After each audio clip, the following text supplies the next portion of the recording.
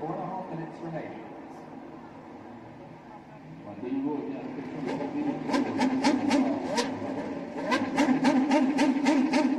Hello everyone in the UK and around the world joining us here for this French Grand Prix, and I'd like to say a special hello to Murray sitting at home in the New Forest. The place is very quiet without you, Murray. So what kind of race have we got in store? Well, McLaren have to take the fight to Ferrari today and get a 1-2 finish. Only done it twice so far this year. On one occasion it was Häkkinen the winner in Spain, and once it was David Coulthard in Great Britain. Michael Schumacher, though, has won 5 times already this year, and here in Magny-Cours he's now chasing his 5th French Grand Prix victory in 6 years. Only Alain Prost has been more successful around here. If he wins, he'll equal Ayrton Senna's record of 41 Grand Prix victories, the second most successful driver of all time. It'll be a race of strategy, of course, but also of team tactics. I wouldn't be at all surprised to see McLaren and Ferrari sending 2 drivers out on different strategies this afternoon to cover their bases. Martin, what are you looking for this afternoon, strategy-wise? Well, 3 stops theoretically is the fastest way round here because of the tyre degradation, but that means at some point you're going to have to overtake the 2 stoppers to make best use of your extra speed and lighter fuel load, and that is virtually impossible if you're up against the sharp end of the grid cars, the Ferraris and McLarens and the Jordans to a certain extent. It's just not that easy to overtake them, to make good use of that strategy. So I'm really thinking they'll stop twice through the afternoon, make it 3 stints. You'd have to assume between about 22 and lap 25. But this is a tough racetrack. It's very strange tarmac. It's been down since 1992. It is billiard table smooth, an amazing surface, but it just gives up so much grip as the temperature rises, and it's up at 38 degrees already. So let's take a look at the starting grid then. Michael Schumacher, his 3rd consecutive pole position, looking very strong for Ferrari. David Coulthard starting alongside him, and into that first corner it's going to be very interesting. Wouldn't be at all surprised to see Coulthard get the drop on him. He's traditionally been a better starter than Michael Schumacher. Looking at row 2 there, Barrichello and Häkkinen again down in 4th place, Martin, and somehow that qualifying pace of Häkkinen just seems to have evaporated. It's 5 races now since he's been on pole position. Yes, he's lost the edge, hasn't he, somewhere? He just can't hook that final fling up to get the car up onto the front row. It's Coulthard's that started doing that now. Häkkinen had the fastest car in the warm-up this morning, but he somehow got to clear Barrichello into that very, very short run to the first left-hander. You saw the 2 Jaguars well up there. Johnny Herbert in 11th place, and his teammate Eddie Irvine is in 6th place. A terrific effort by Irvine. We should also mention Ralf Schumacher in 5th place, the fastest of the 2 Williams. He was genuinely surprised by that lap, and genuinely surprised to be so far up the grid. Another man well up the grid is Jacques Villeneuve in the British American Racing Honda in 7th place, and of course Jenson Button in 10th. Now, we were looking at this grid earlier, Martin, saying there are not a lot of people behind Button on this grid who shouldn't be there, and that's not a great thing to be able to say. No, Jenson, I think, has done a reasonable job, as you're just looking at the tail end of the grid there on your TV. Jenson's had a reasonable weekend to be in the top 10, but that Williams BMW is a fast car, and Ralph's proved that up there in 5th, a full 3/4 of a second faster than Jenson, and if he wants to keep that drive and keep out Montoya and co, if Montoya becomes available, then he's got to be pushing even harder than that. That saga seems to have been going on for such a long time with the Montoya will he, won't he, is Jenson in, is Jenson out saga. Why does it take so long? Well, because it's complicated, it's never a simple issue, and I think Frank is in a difficult but enviable position in a way, that he's got 3 young chargers to choose from, and he's got to perm 2 of them. You're on board there with Barrichello's overhead camera. He snatched 3rd position on the grid in the dying moments of qualifying, and then Häkkinen came back at him a few seconds down the track and missed out by just 0.03 of a second. So Häkkinen stayed 4th, Barrichello 3rd, and Coulthard had nothing but trouble. The car blowing up, oil tank bursting. He was in Häkkinen's spare car from time to time, and he got within a 10th of Michael, but couldn't quite make it happen. There you see Michael Schumacher and Barrichello, and I'd imagine everybody will be on absolutely brand spanking new tyres. But of all of those people you saw as they took you through the grid, there's only 2 of them down there, James, that have ever won this race. That's Michael Schumacher and Heinz-Harald Frentzen. A big plume of smoke from the back of Schumacher Lane, some big rubber trails there on the spot where he'll need the maximum traction off the start. And here we go through the Grand Courbe and down to Estoril on the parade lap. Yes, well, they like to get some rubber down. It's their one chance off of their grid slot where they're going to return to at the end of this formation lap, and this counts as 1 lap of the Grand Prix. So that's their one and only chance to clean up their grid slot and lay a little bit of rubber down. So we'll remind you the track temperature today, 39 degrees, pretty hot, certainly around the temperature it was yesterday for qualifying. The air temperature, 27 degrees. It's been very hot, very close and very humid throughout the weekend. And we hear there's rain forecast for later on, but we believe it will be after the end of the race. We're going to keep an eye on the rain clouds for you, because obviously when it starts to rain, this racetrack particularly, you get a very, very thrilling climax to a race. We've seen it many times before, and well, who knows today, it could well rain later on. Yes, just after qualifying finish yesterday, we had a cloudburst virtually, and I was woken up at 4 o'clock this morning. It was raining so hard on the windows of the hotel. So when it rains, as James said, it absolutely tips down. This Magny-Cours track, been the home of the French Grand Prix since 1991, just over 2.5 miles long. There's only 5 principal corners here, of which 2 are hairpins and 2 very fast chicanes.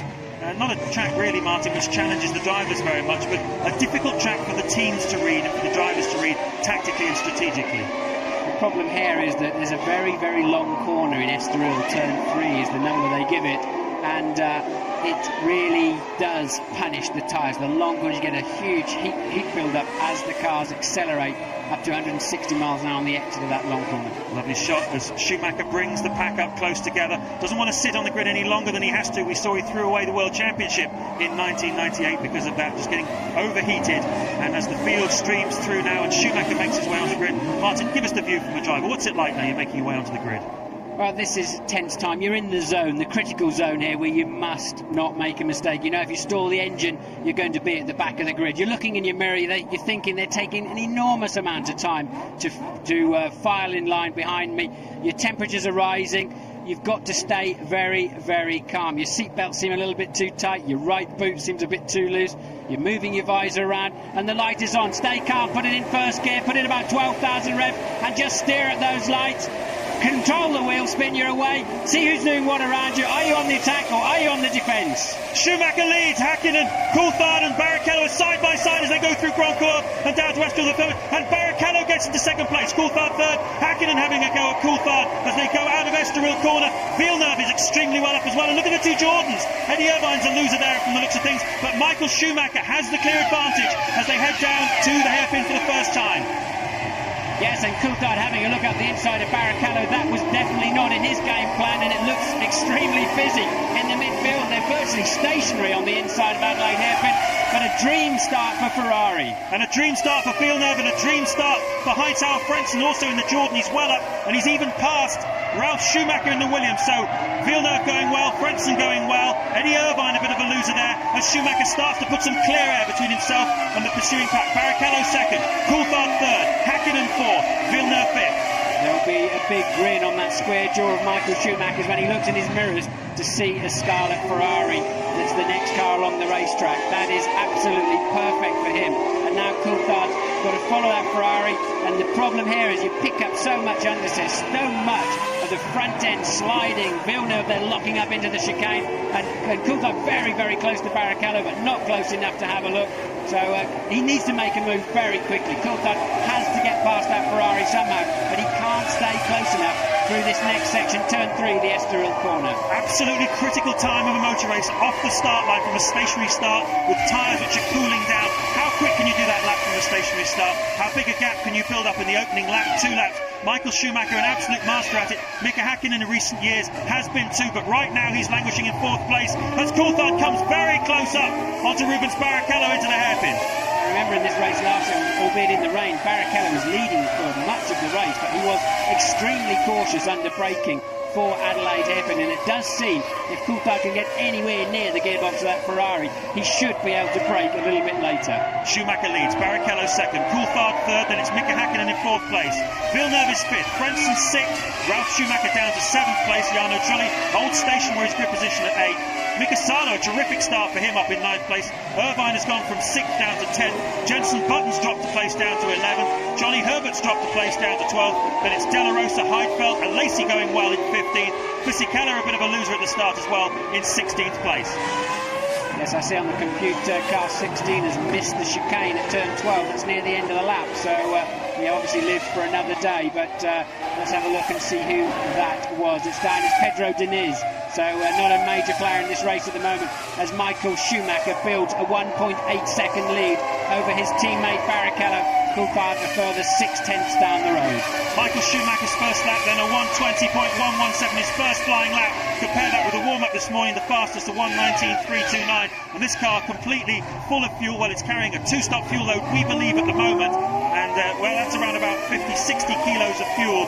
Michael Schumacher says about 60 kilos more than he would have carried in qualifying yesterday. A terrific pace off the first lap. Yeah, that's a hot pace, James. The low 1:20 so early on. But actually, because of the tyre degradation, what are we going to see here? This looks like Frentzen, amazingly, getting up the inside there of... or actually, no, it's truly, he's coming back past again. Ralf Schumacher having a re-go at him coming out of that last corner. So let's see how that... Ralf Schumacher is now actually down in 8th, so he didn't make it on the way into that first corner. Truly did get past. We didn't see the end of that move from him. It's a very bold move into Lycée by Jarno Trulli. Not traditionally a place where you make overtaking manoeuvres unless you're... It's the home of the desperate, really, isn't it, Martin, that corner? Normally, but it was a very clean pass from what I saw of it. We actually only saw a replay there. I'd like to see that again, hopefully, if the French director will play that back in. But truly, really quite brave there. But it still seems, despite what the computer says, it still seems as if Trulli is still now back behind Ralf Schumacher. Yes, he is. He's back down in 8th place. So Ralf Schumacher has repassed him. Yes, unseen by us, Ralf Schumacher in the Williams has got past Jarno Trulli in the Jordan, and Trulli trailing his teammate Frentzen up in 6th place. And look at this, Michael Schumacher full 0.7 of a second faster than Barrichello on that last lap, and that's a major problem for Coulthard. He can see his main championship rival just waltzing away down the road, already 2.5 seconds ahead. What do you do if you're the McLaren team boss, Ron? You look at this, do you feel powerless? Do you think, how am I going to switch the order around? So many races, Michael's won 5 races this year, and so many times we've seen this, that Ferrari have got a good start, they've consolidated, controlled the pace at the beginning of the race. The McLaren seem to have been comfortable just sitting behind them, just biding their time, but at the end of the day they've not been able to deliver the pace when it's mattered later on in the race. So today they've got to try and find that little bit of something special. Yes, there's nothing they can do yet. Until they're somewhere near a fuel stop window, they can't adjust this race. It's all in the hands of the driver, really. Coulthard's just got to stay as close as he can, as close as the aerodynamics will allow, and pick up from any mistakes Barrichello might make, or wait until they get to near some traffic, to lap some traffic. Michael again now 0.8 of a second faster on the lap they've just completed, and there is Ralf Schumacher in a Jordan sandwich. A tremendous opening sequence from Michael Schumacher as he opens up a 3.2 second cushion after just 4 laps. That's 3/4 of a second a lap. He's faster than the pursuing pack. Rubens Barrichello still second. Then it's Coulthard third, Hakkinen fourth, Villeneuve fifth, Frentzen in 6th, Ralf Schumacher 7th, Jarno Trulli demoted to 8th place, Mika Salo going strongly in the Sauber in 9th place, and Eddie Irvine's lost 4 places down in 10th. Jensen holding on, Jensen Button in 11th spot. It's Mika Hakkinen in 4th place, making a move. He's just done the fastest first section of the race so far, 0.3 faster than Michael Schumacher as it happens, and Coulthard too, looking like he's finding a bit of grip now. The 3rd and 4th place McLaren, so they seem a little bit of a wheel lock up there for Ralf Schumacher. It looks like an engine failure because the aerodynamics suck that smoky air underneath and puts it out the back through the Venturi, and all it is the unloaded front wheel as the weight transfers across the anti-roll bars, just locking up. Early days yet, but the thing to watch out for, folks, is the rear tyres, because they're the ones that go off fastest here around this Magny-Cours circuit. It may be billiard table smooth, but the tyre wear is particularly high, particularly when it's been raining, as it was this morning. It washes the rubber off the track, makes it green, and after a while the rear tyres start to fade away. You'll see the cars sliding around a bit under braking. You see them struggling to get grip out of corners as Ralf Schumacher has another look at Heinz-Harald Frentzen coming down into Grand Cours. This is lap 6. And Ralf Schumacher is in a very racy mode today. He's obviously up for it. He qualified 5th, currently lying 7th, and he's looking for more points today from the Williams team. It's been a while since Ralf scored any points. In fact, he hasn't scored for 3 races now. Celebrated his 25th birthday this weekend. Says his leg injury that he sustained at Monaco is pretty much behind him now, but Ralf is on a charge. Yes, another thing I'd like to see as you watch Ralf still sandwiched up there is a replay of the start. I thought Coulthard appeared to get away reasonably well. Certainly Michael Schumacher got away extremely well and just covered his bases, moved straight across. Maybe Coulthard had to lift out of it slightly or something, because Barrichello sneaked through somehow. We've not seen a replay of that. I hope we do later on. But it does seem like Frentzen now is struggling a little bit. Ralf Schumacher is the faster of those 3 cars there. Yes, and Williams really fighting for their position in the Constructors' Championship as well, because after Giancarlo Fisichella's excellent run to a podium in Canada, Benetton actually overhauled them for third place, the best of the rest, if you like, behind McLaren and Ferrari in the Constructors. So with Benetton not looking very strong today, Fisichella currently lying 15th and Wirtz a rather miserable 20th. It's a good day for Williams to strike back. If they want to get back ahead of the Benetton team, they need to score 3 or 4 points today, and certainly the way Ralph's going at the moment, that's not inconceivable. Coulthard not exactly troubling the mirrors of Barrichello as they head out of Estoril once more through the sweeping right-hander of golf, and he certainly doesn't appear to get close enough to do any damage and cause any distraction for Rubens Barrichello. But surely Coulthard has the better car under braking. I noticed when I was talking over the onboard laps, they all seem to be braking around 110 metres going in there. Coulthard can get in there at 100 metres. He is very, very good under braking there, but it's no good to him if he can't get nearer to Barrichello. So Schumacher leading from Barrichello, 3.6 seconds now the advantage. Coulthard just over a second behind, then Häkkinen 1.2 down on his teammate. Villeneuve holding in there as well, 9 seconds behind the leader, just 3 seconds shy of the pace of Häkkinen. Frentzen still there, Ralf Schumacher and Jarno Trulli. And Coulthard, well, they seem to me, Martin, to be carrying roughly the same amount of fuel. I have to say that the leaders in this race are running a similar sort of pace. Schumacher obviously made a blistering opening account, first 2 or 3 laps. Now the pace seems to have settled, and they seem to be carrying roughly the same sort of fuel load at the moment. Yes, they do. Michael's just come over the line at a 20.6, Barrichello 20.8, Coulthard 20.7, and Häkkinen the first one then in the 21.0. So Coulthard just about matching now Michael Schumacher's pace, but he's got Barrichello between him and his World Championship rival. Michael Schumacher chasing his 22nd career victory for the Ferrari team. He's already the most successful Ferrari driver of all time. And this weekend his team boss Jean Todt is celebrating 7 years in control of the Maranello team. And certainly when he took over, the prancing horse was looking pretty lame.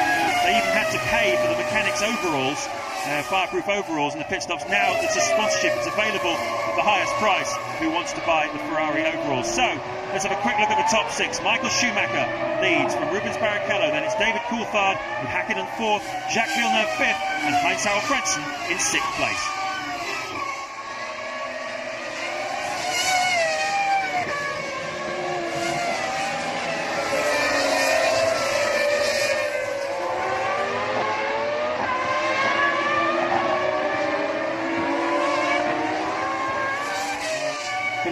Back down the field there, James. Alesi actually made a very good start. He went from 18th to 14th, and there he is ahead of Fisichella. So Alesi had a good run through those first 2 or 3 corners and is just about holding his own, following Pedro Della Rosa in 13th place. And now not having a reasonable run is a little bit further up the road. Mika Salo is in 9th place ahead of the Jaguars and his Sauber. So there they go to Lisa, and you see the yo-yo effect as they accelerate and brake once again over that short start-finish line. Take the car up to the wall and just have a cautious glance at that wall as you then look to slot the car through quite a narrow gap through 2 and then pick a braking point for 3 and just hope it sticks when you get there.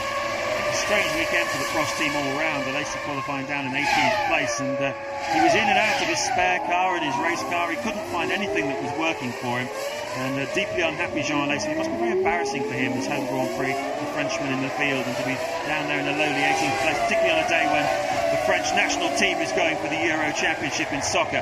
But here we are up at the front of the field, and still this battle between Frentzen and Ralf Schumacher, and this looks like it's going to run and run, this scrap.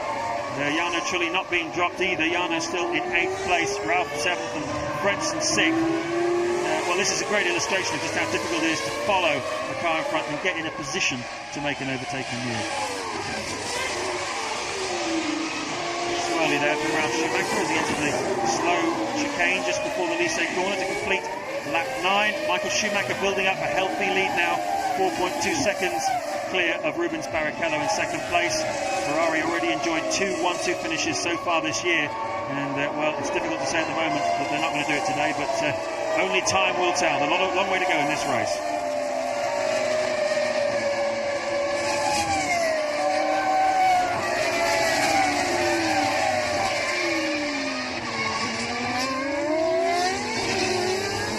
We're back live at Magny-Cours in France. You've missed nothing significant. The top 6. Michael Schumacher leads from Rubens Barrichello. David Coulthard 3rd. Hakkinen still in 4th place. Jacques Villeneuve 5th.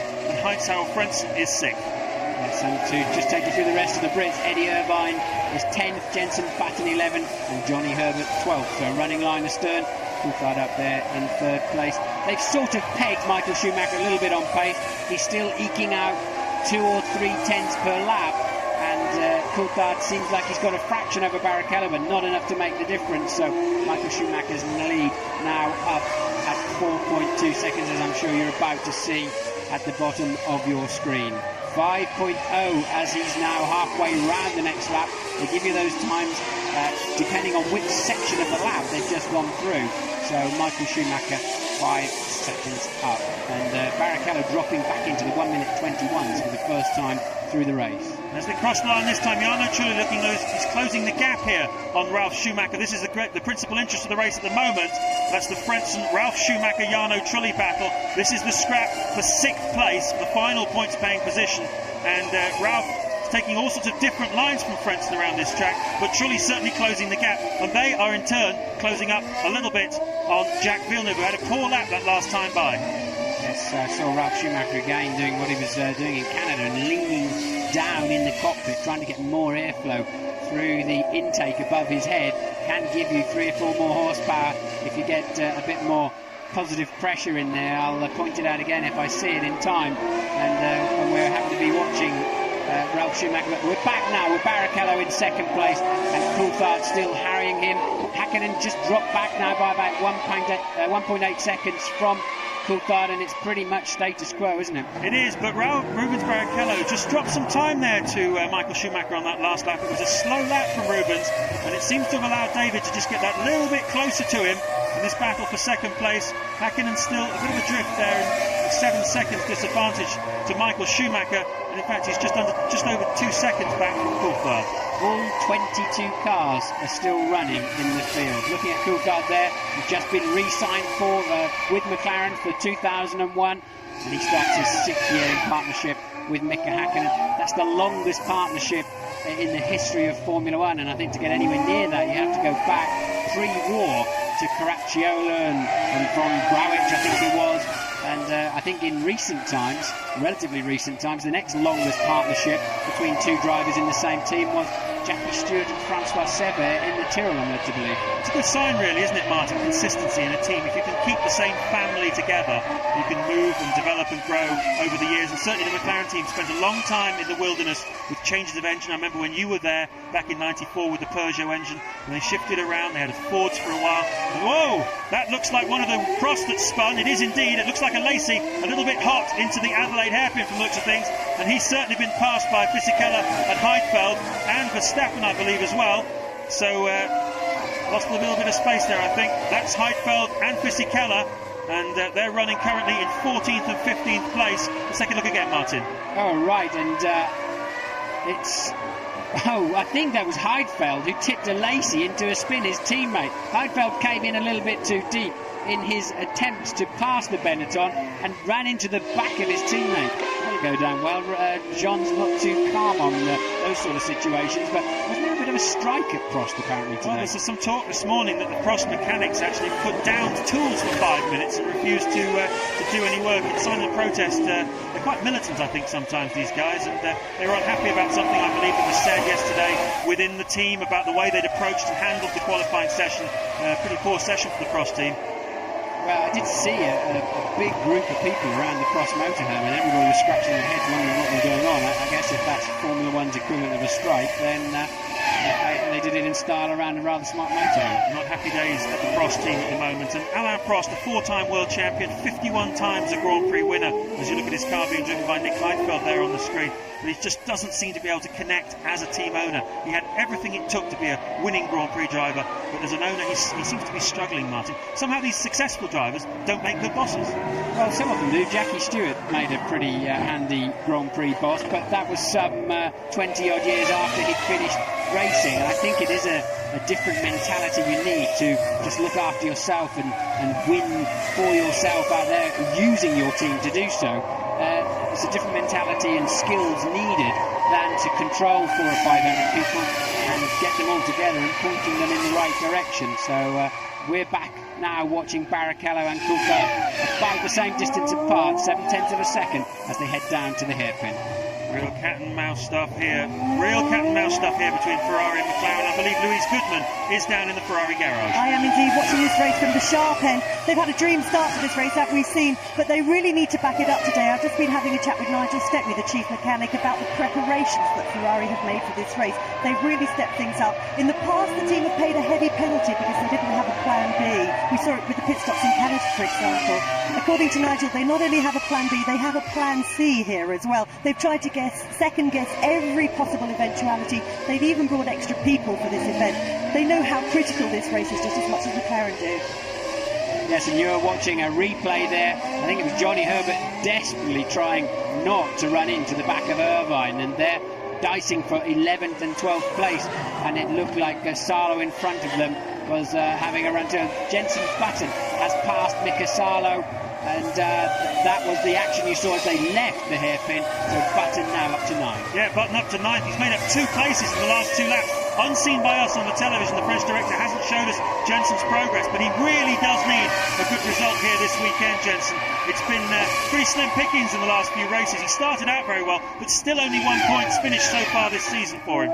That's on the screen there, you're seeing the difference. As I said, all 22 cars running, so Michael Schumacher is 52 seconds ahead of Mazzacani, who's last, so it's something like 80 seconds for a lap, so it's not very long before Michael Schumacher will be coming up to lap the tail enders, and still Ralf Schumacher can't get past or away from the Jordans. Now I've got a question for you, Martin. The last really hot race we had was the Monaco Grand Prix a month ago, and you remember on that day the exhaust system on the Ferrari overheated the rear suspension on that car, causing it to break, and Michael's only mechanical retirement of the year. They'll obviously have taken steps to avoid that happening again, but this heat obviously has an effect, a big effect on the cars, and leads to reliability problems, even though obviously at the moment we don't seem to have had any so far. Yes, I think the ambient temperature within reason doesn't make that much difference. There's several drivers were saying they saw Michael whack the barrier twice in Monaco, and that it wasn't a suspension failure as much as him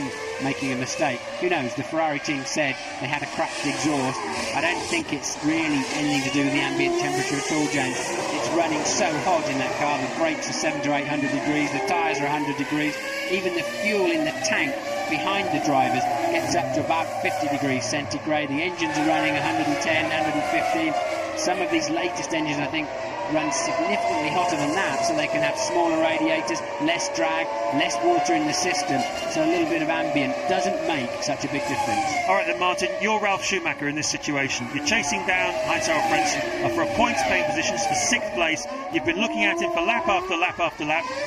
You just can't find a way by. What are you thinking? You're thinking, I've got to sit here and maximise the opportunities as they come to me. I don't have enough speed to pass him, but what he mustn't do is run into him, of course. But he's got to stay close enough if he can force him, Frentzen, into making any kind of error, but he won't do from that far back. It's too much of a comfort zone that he's giving Frentzen there.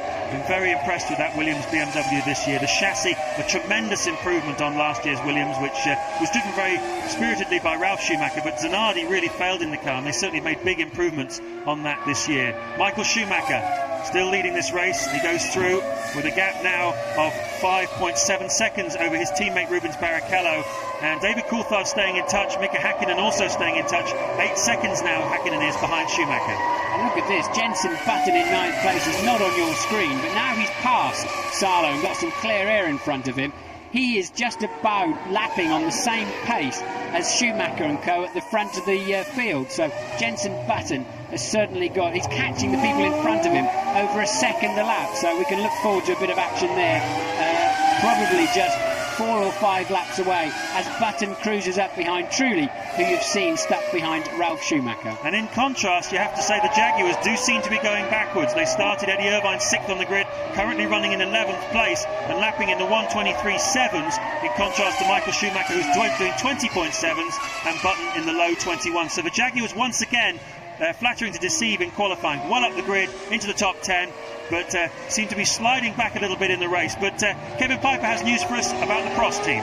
Yes, and the Prost crew are getting ready as we speak to bring in Jean Alesi, but their spin on what happened out there on the track is slightly different to what the pictures suggested. They are booking Giancarlo Fisichella to company together with Jean Alesi, so whether that's a sign of things to come tonight in Euro 2000, a bit of a showdown with the French, who can tell? But Alesi, I think it's fair to say, about to come in. Well, maybe I need my eyes testing, but I don't think so. It looked very much like one cross connecting to another to me. So I think there'll be some discussion after the race on that. I don't think Fisichella was involved in it, other than being the man that Heidfeld was trying to pass. Now then, let's just talk a little bit about Michael Schumacher, shall we? 7 points he's averaged, and we've got a car off, and that's Zonta into the tyre barriers. Ricardo Zonta was lying in 17th place, and well, may have been having a move on Verstappen. That may have caused it. I suspect that's the Imola chicane. I'm not an expert on the gravel tracks there particularly, but it looked like it may have been the Imola. And he's gone straight into the tyres. Maybe we'll see a replay of that. And the man on the move also is Mika Hakkinen picking up his pace again. But he's still some 1.7 seconds behind David Coulthard, the third place man, and Barrichello looking calm and collected, isn't he, in a solid second place, now 6.3 seconds behind the leader. Well, we're getting word from the pits. In fact, Zonta went off all on his own. He was 0.7 of a second behind Jos Verstappen in the battle for 16th place, so I thought perhaps he'd had a bit of a go at Verstappen and come off the worst, but in fact drove straight off the road of his own accord. You saw briefly there in the background there's a diamond screen as you come down the hill into Lycée, the last corner. It's tempting, and you often do look up at the screen and see what else is going on in the race. It is, believe it or not, a valuable source of information for the drivers when in a reasonably slow corner they can see a big diamond screen that's up there for the spectators. I was just saying before Zonta went off that Michael Schumacher's averaging 7 points a race at the moment this season, which is an amazing average. Normally and traditionally for the last 6 years, the world champion has averaged 5 points a race. So Michael 2 up on that. And certainly one or two of the statisticians around the paddock this weekend have been working out that if he secures another 45 points, that'll be enough to clinch the title. As Ali McCoy said at the beginning of our show, Coulthard's got to win this race today. Michael Schumacher doesn't have to win this race, and certainly he'll be thinking about that if they're head-to-head later on in this race. If there's a big dive up the inside, Michael will be perfectly satisfied to close the door. Johnny Herbert is in the pits. His pace had dropped well into the 23s. I don't know if it's a projector stop. That's a Lacey, of course, in the Prost, and a relatively long stop considering that they're obviously on a 3-stop strategy. Not a good stop there from the Prost team, and a Lacey rejoins, but Johnny Herbert is still in the pit lane. Apparently his pit stop was 18.4 seconds. That is a big loss of time. But Lacey, these clocks and these pit stop clocks, you've always been a little bit careful with them because they don't tend to stop them immediately the car starts to move. It's the stationary time you've got to be interested in. And the Lacey stop to me looked as they were putting a bit of fuel into the car, possibly for a longer second stint. So bringing him in early, as I think the plan had been to stop him 3 times, realising it's not working for them, I think they've switched him to a 2-stopper. Now the question is Jenson Button on the same sort of plan. I know Patrick Head was talking earlier in the weekend about the possibility of stopping 3 times, and certainly with Jenson having started this race in 10th place on the grid, 3 stops might have been an option for them, but well, it would certainly be bold, and it looks like 3 stops isn't working today. No, and it never did. I had 3 stopped here. I remember, I think it was 95, and had a ding-dong battle with Coulthard in the Williams. He 2-stopped. My car was much faster, but I couldn't pass him when I needed to towards the end. And here we have Heidfeld in for his first stop, just 19 laps into this motor race. So both Prosts have been in now, and I think that explains why Lacey, and he stalled the engine, has he? Or have they got a problem on the right rear? No, he stalled the engine. Prost not looking at all happy. Yeah, and in an interview in the French newspapers this week, Alain Prost was asked about his 2 drivers. He said, well, Lacey has a lion's heart. He always tries his absolute hardest, whether it be qualifying or the race. You can always rely on him. Heidfeld, I'm not so sure about him. He seems to go backwards in the races. He doesn't seem strong enough to last the Grand Prix distance. Damning words indeed from the team boss, and certainly it looks as though Heidfeld has let the side down again in that pit stop. So with Schumacher leading from Barrichello, Coulthard in 3rd place, Hakkinen 4th still 5th is Villeneuve, and 6th Heinz-Harald Frentzen. We're going to take a break.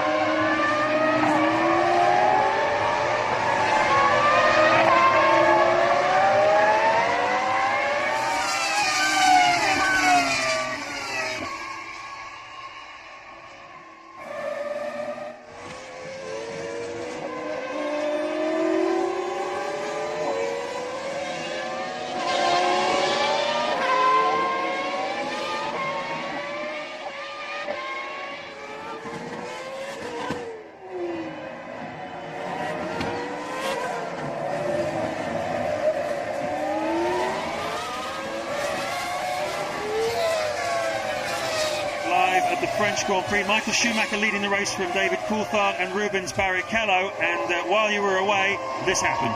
Yes, Coulthard got a good run out of Estoril. Look, got in the slipstream, and then he got quite smart. He realised that Barrichello was going to cut his route off down the inside, so gave himself good track position for maximum traction out of the Adelaide hairpin. Then it's a drag race down, and Barrichello will have to yield. Coulthard has the line.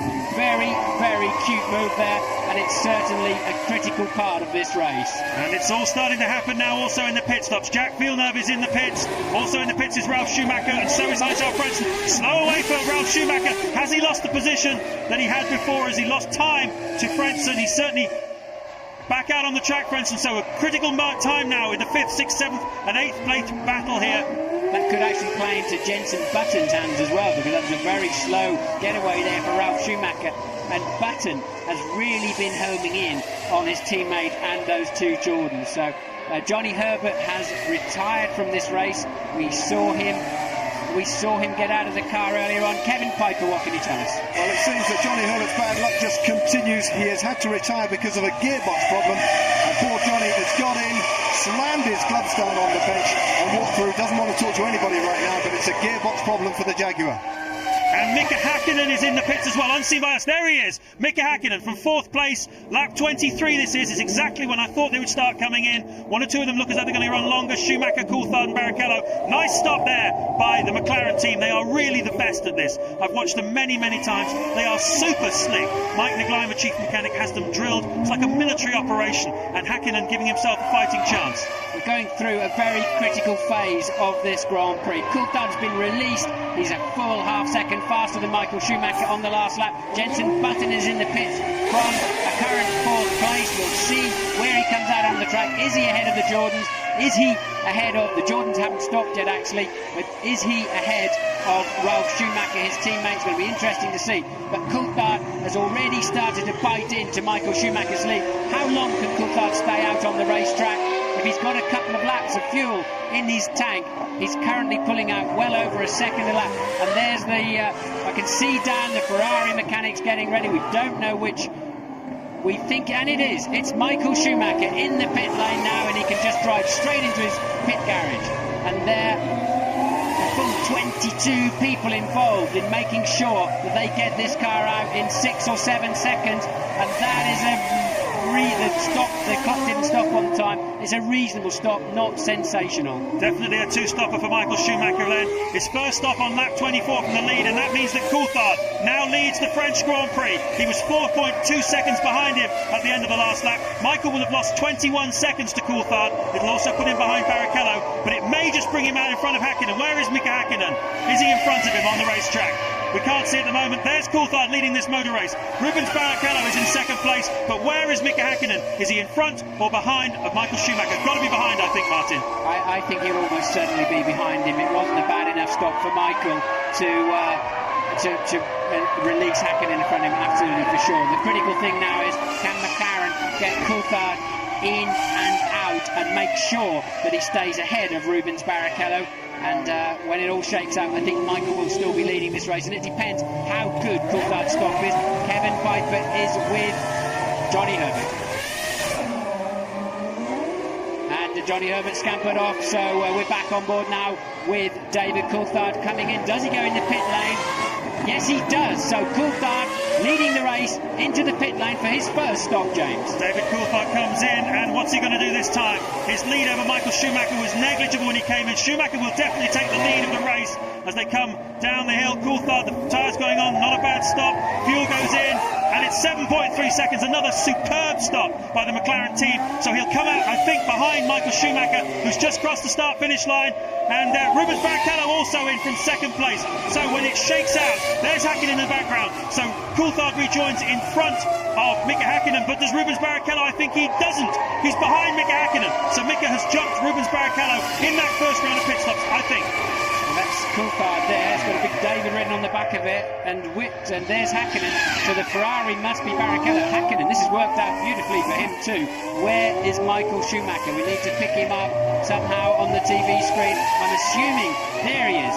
There is Michael Schumacher. He's into the Imola chicane as Coulthard exits and it's not worked out at all well. We're seeing a replay of the Jordans touching through Lysay. That's Truly's party trick of the afternoon, as the Prost goes scampering across the gravel. He'll have a little bounce when it touches the grass, and that's Heidfeld having yet another mistake there. Now let's look at that Trulli incident, because I mean he really muscled his way through there on Frentzen, who looked like he was a bit dawdling a little bit into the Lysay. And Trulli, as you say, his party trick this afternoon, they touch wheels. Will there be words afterwards as we look at De La Rosa, I think? Oh, it's Verstappen, in fact. He's changed his helmet colours back again after the last Grand Prix. He was supporting the Dutch national side, repainted his helmet bright orange, but it's back to its normal again.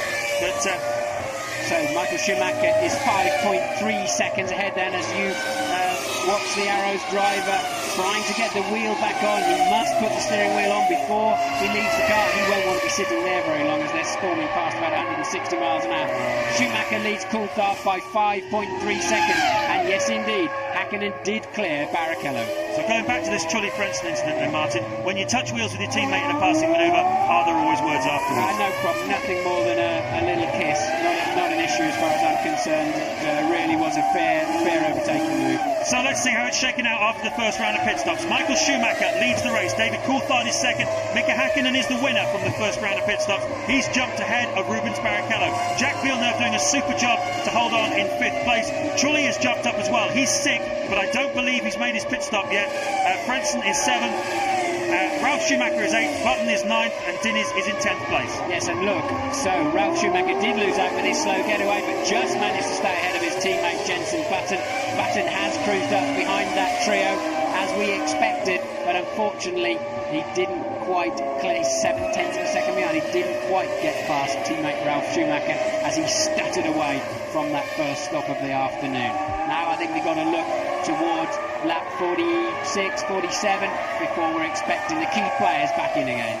Yes, it's exactly as we thought it would be. These stops coming in the early 20s. They've taken on about 50 kilos of fuel in this stop, and that should be good enough to take them through to about lap 45. And very good pit work today by all of the teams. It really is such an exciting part of Grand Prix racing nowadays. You're looking at this tremendous scrap between the Williams and the two Jordans. That's the Trulli, Frentzen and Ralf Schumacher, with Jenson Button just behind his teammate in a much stronger performance by Jenson. You've got to get smart here now. You go out on a new set of tyres, you have fantastic grip, much better than when you pitted. The tyres degrade here faster than just about any other circuit in Grand Prix racing, and you've got to resist the temptation, James, to use all of that extra grip, because you can burn those tyres out so quickly. Sure, you want to go faster, you have got some more grip, but don't punish the tyres until they've settled down for a couple of laps. And there you see the Jordan ahead of both Williams, and these cars really do seem very evenly matched, as we see a Sauber in the pits, and that is Pedro Diniz. That's got to be out of sequence. Yes, just a little bit sloppy as they pushed him away. But let's just talk a little bit about Jenson Button. Not scored any points in his last 4 starts. I mean, a terrific start to the season. Scored points, of course, at the British Grand Prix, and a bit of a lock-up there from Ralf Schumacher. But Jenson now right on the gearbox of his teammate, and that's where he's got to be if he wants to keep this Williams drive. Jenson really looking to turn back the form book, as Coulthard sets the fastest lap with a 1:19.479. Yes, Coulthard taking, I agree with you on Button, it's exactly where he needs to be, and then even having a go at Ralf to say, hey, look, me too, I can be that good. But Coulthard took a full 1.4 seconds out of Michael Schumacher's lead on that lap, and it's now down to just 3.6. I suspect, remember the two McLarens were faster in the warm-up significantly than the Ferraris. I suspect now they've cleared Barrichello, they should have a better car, especially as the tyres start to wear a little bit. I think Coulthard did have one back marker between him and Michael Schumacher. We haven't seen Coulthard recently. I would expect he's cleared that back marker now. Yes, I think Rubens Barrichello was clearly holding up David Coulthard and Mika Hakkinen. Once again, Barrichello not finding the kind of pace of his teammate Michael Schumacher. And now this man, David Coulthard, is like a cork out of a bottle. He's released and he's chasing down Michael Schumacher. And once again, he takes 0.3 of a second out of him in the first sector. And in the second sector, he takes 0.8 of a second out of him. He's eating into the lead of Michael Schumacher. And very, very soon, he's going to catch him. And we're going to have a very thrilling battle for the lead. And it's also the championship battle here. So they're in the same short pit straight, just one Minardi between them. It's easier to chase than be chased, and Coulthard is going to very much relish this next few laps.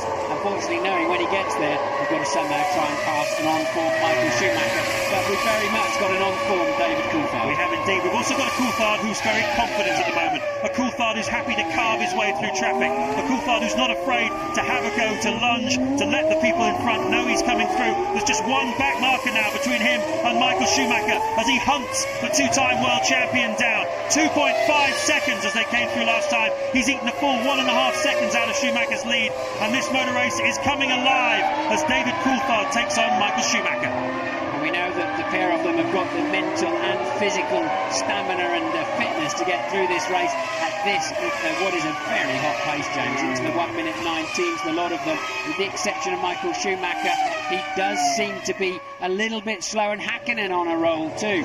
Michael definitely is not enjoying this stage of the race. Maybe this fresh set of tyres is not to his liking. We have seen him constantly having to clear back markers, of course. It does upset your rhythm, but Coulthard is slicing through them better. It does seem to be at the moment, you have to say, but you wouldn't put money against Michael Schumacher.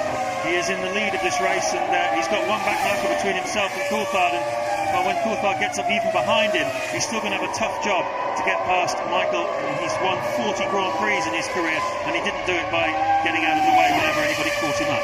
Interestingly, Verstappen's arrows is parked on the pit straight with a stationary yellow above it as Coulthard shapes up to lap the Prost of Heidfeld. Heidfeld kindly moves completely off the racing line, and now just 1.9 seconds. I don't believe there's anybody between them, is there? There's not. It's just fresh air now between Schumacher in the lead and Coulthard 1.9 seconds down the road, and Häkkinen not quite getting through the traffic as well. Coulthard has had the strangest weekend. He had a fuel pump failure on Friday and only did 6 laps. On Saturday morning he had a full fuel pump failure and then an engine failure, and he had a real tough time as Häkkinen gets through the back markers as well. He had a real tough time in qualifying yesterday. It was a real test of character for David Coulthard, who eventually managed to unhook a fantastic lap, but we were all wondering whether if he'd had a clear session with a good car that wasn't breaking down on him, whether he would have pushed Michael Schumacher a little bit more. For sure he would have taken that pole away from him. Michael would have had to extend himself. Now we're going to see the battle we've been waiting for a couple of races' time as Coulthard closes right up on the back of Michael Schumacher. It's the only session we saw all through this race meeting where McLaren wasn't at the top, and particularly Coulthard was in final qualifying, where Michael Schumacher put in a stunning first lap of the afternoon. But now the lead is down to 1.3 seconds, and at this stage Coulthard's got to make sure he's concentrating on his bit of the racetrack and not focusing too much on the rear wing of that Ferrari, but he's going to be happy. So we're looking at reasons for why Michael Schumacher might be losing time. His last lap, a 1:21.205. Doesn't seem to have had a great deal of traffic on that lap. He's closing up on some more on a Prost. I think it probably is the case, Martin, that he doesn't like this second set of tyres very much. It seems odd, I know, to when you watch it. They're all black and round and there's 4 of them and you bolt them on. How can there be a difference between them? But there so often is. And quite often, particularly in the middle stint of a race, we see the second set of tyres just doesn't work quite so well. It was one of the reasons why Schumacher got into trouble in Jerez in '97, which allowed Jacques Villeneuve to make that move on him. And of course, the World Championship turned at that point. And these tyres do seem to be very much of a struggle for Michael Schumacher. Yes, that's the point. When you're saving brand new sets of tyres for the race, inevitably you don't know what they're like, and you put them on, and it's a chemical reaction when the rubber is biting the track. And look how close Coulthard is now, and he's not close enough to have a go up the inside into Lice, but he really is just homing straight in. Another 0.7 of a second faster, and Häkkinen now easily the fastest man on the racetrack, back there in third. The McLaren is working beautifully. Just watch him. Coulthard can get the nose of that McLaren exactly where he wants to. The McLarens are faster than the Ferraris at this stage of the race. Just half a second in it then on lap 32. We're not even at half distance yet, and already we're approaching a battle for the lead. Now what's going to happen, look, and Coulthard again, he appears to have a much better car under braking into that hairpin, so if he can stay close enough, just like with Barrichello, he's going to be able to get past Michael Schumacher. If he can't clear Schumacher quickly, what's going to happen here is Häkkinen's going to cruise up on the back of both of them. Coulthard had a slightly shorter stop than the others. I don't know whether they put a slightly less fuel in, whether he's got to go for a shorter middle stint, or whether it was just absolutely clockwork for that particular stop. Now, Nigel Mansell always used to say, when you catch a car like this, what you've got to do is attack straight away, as we watch Mazzacani just losing control. Mazzacani was down in 19th place and going off at very high speed. and making a very light, well, not too bad an impact with the tyre barrier. Shouldn't be too much damage to him after that. But Nigel Mansell always used to say, when you catch a car, what you have to do is attack it immediately. And Coulthard has now caught Schumacher. Is he going to attack immediately? Well, he's going to try, but he's still got the same old problem of getting through 1, 2 and 3 in the dirty air of that Ferrari, and especially on highish downforce circuits like this. You know, a Formula 1 car punches a pretty big hole in the air, and all of that turbulent. But look, Coulthard appears to have good speed in the middle. Again, could come to the white line. Can he pick up a bit of slipstream now? He's just about close enough. Yes, he is homing in, and Michael Schumacher knows it, and he goes to the inside. Now we know Coulthard's better under braking, and he tries to go around the outside. Oh, don't get too close to him, Dave, for goodness sake, you'll be popped up in the air. But Coulthard, he knows he's got to show Michael Schumacher some muscle. But as I said earlier on in this race, Schumacher doesn't need to win this race. David Coulthard does. That's absolutely true, and Michael Schumacher needs to be shown a little bit of strength, as you say. It's absolutely essential with Schumacher that you have a little element of fear, because he really seems to fear nobody. He walks around this paddock with such an enormous air of confidence. He swaggers around. He's the best driver in Formula 1. Everyone keeps telling him that. And David Coulthard is really on a roll. His confidence, his momentum have been growing throughout the second part of this season, and he really needs to make a move. Let's have another look, Martin. Yes, let's have another look. And there was not a lot of point in trying to squeeze Michael Schumacher at that point. It could have ended up in tears, that one with a broken wishbone. But there's another view of it, and David really saying, hey, I'm coming after you. But I think he was pushing his luck, and he was yes, do that one more time, he says. And well, other gestures. I'm gesture, pretty impressed that Coulthard's got the presence of mind to be thinking about that as he's going around the outside trying to take the lead in the French Grand Prix. But there you go. But as advertised, it's Mika Hakkinen that's now cruising up into the picture, just 0.4 of a second behind Coulthard.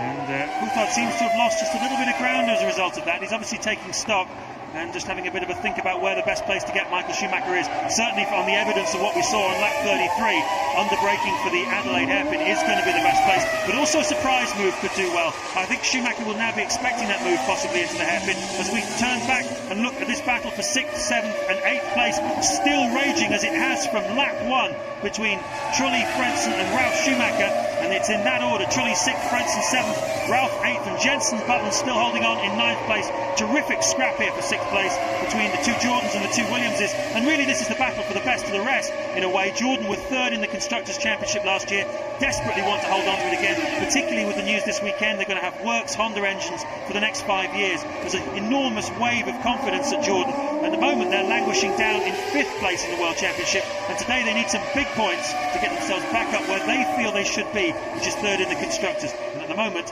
it's Benetton who are currently 3rd place. Yes, Jordan were in a catch-22. They don't have a technical director. Mike Gascoigne's off to Benetton, which is soon to be called Renault, and they didn't have a works engine. You need one to attract the other, and they had neither, and they really were in trouble. So that Honda news is really a lifesaver for Eddie Jordan and his team. And very bad news, of course, for British American Racing, because it means they'll be sharing what they previously thought was an exclusive engine.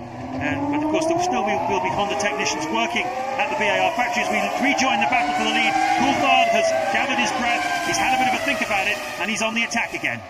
Probably got his gloves off so he can make more clear signs next time, but it's rather silly making signs at other drivers. If they look in their mirrors, all they can see mostly is their own rear tyres and own rear wing. They're certainly not looking out for the number of fingers that you're holding up to them or any other suitable traffic jam sign language. Schumacher leads by just 0.6 of a second. You can see it, it's almost a cigarette paper between them.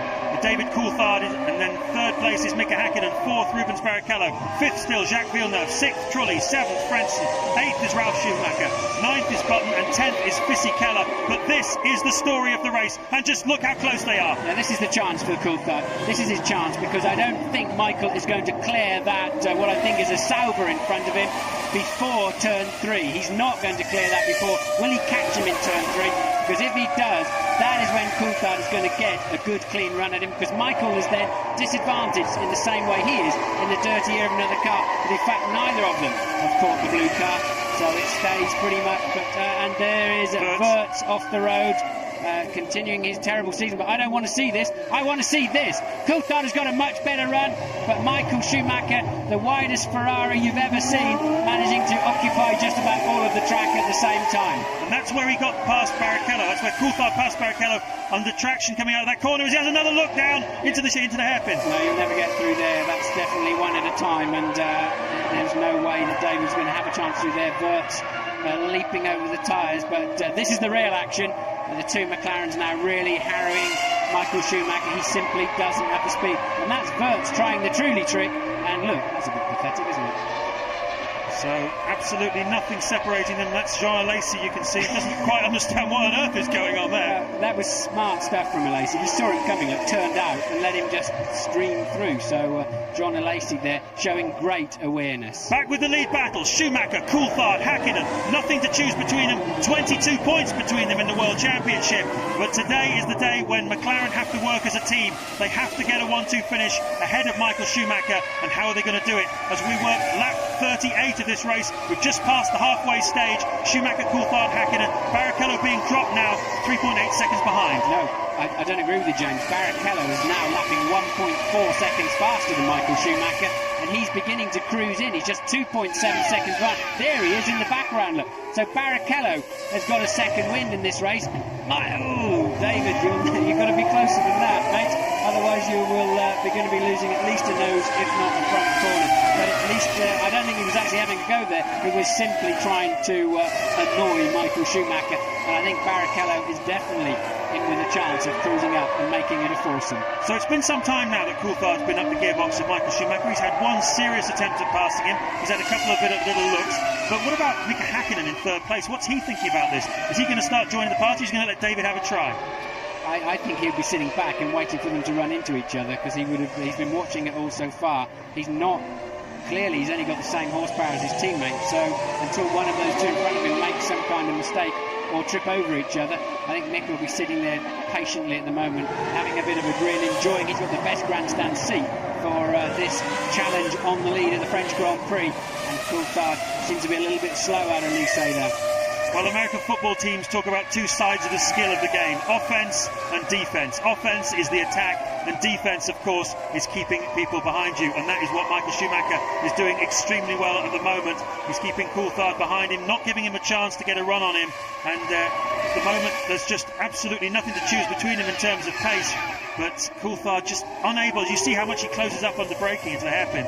Well, I mean, if David can just get anywhere near him, and he's not got the run that he had on Barrichello when he made the move for second place, but if David gets anywhere near him, he's just going to stream past under braking. And Michael is necessarily thinking he's in a Ferrari Testarossa this afternoon, which is pretty wide, because that's his only chance. It seems like he just can't brake any later. That McLaren is awesome under braking. It is awesome under braking, but is there a possibility that this is Schumacher playing a few mind games just there, as Coulthard gets very, very close again into this chicane? He does seem to close right up. It's the grip he's getting out of the slow corners that's giving him the chance to get right up with Schumacher. But is Schumacher playing mind games here? No, his car's not fast enough. Schumacher's struggling. He would not be braking that late. He's leaving himself extremely exposed, but he will not mind turning across the nose of that McLaren.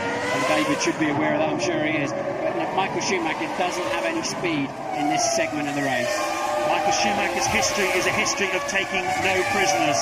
He's taken no prisoners in all the confrontations he's had wheel to wheel with David Coulthard down the years. There's been many an angry word exchange between the two of them. We think back to Spa in 1998. We think back to Argentina in 1998. They had to sit together on an aeroplane watching a video in order to calm each other down. They were at each other's throats. James, sorry to interrupt, look, but this time David is going to get up the inside, surely, yes he is, and now he's got track position. He'll run Michael out. That was super stuff from Coulthard. He made Schumacher have to lift off, and can Häkkinen make good use of that now?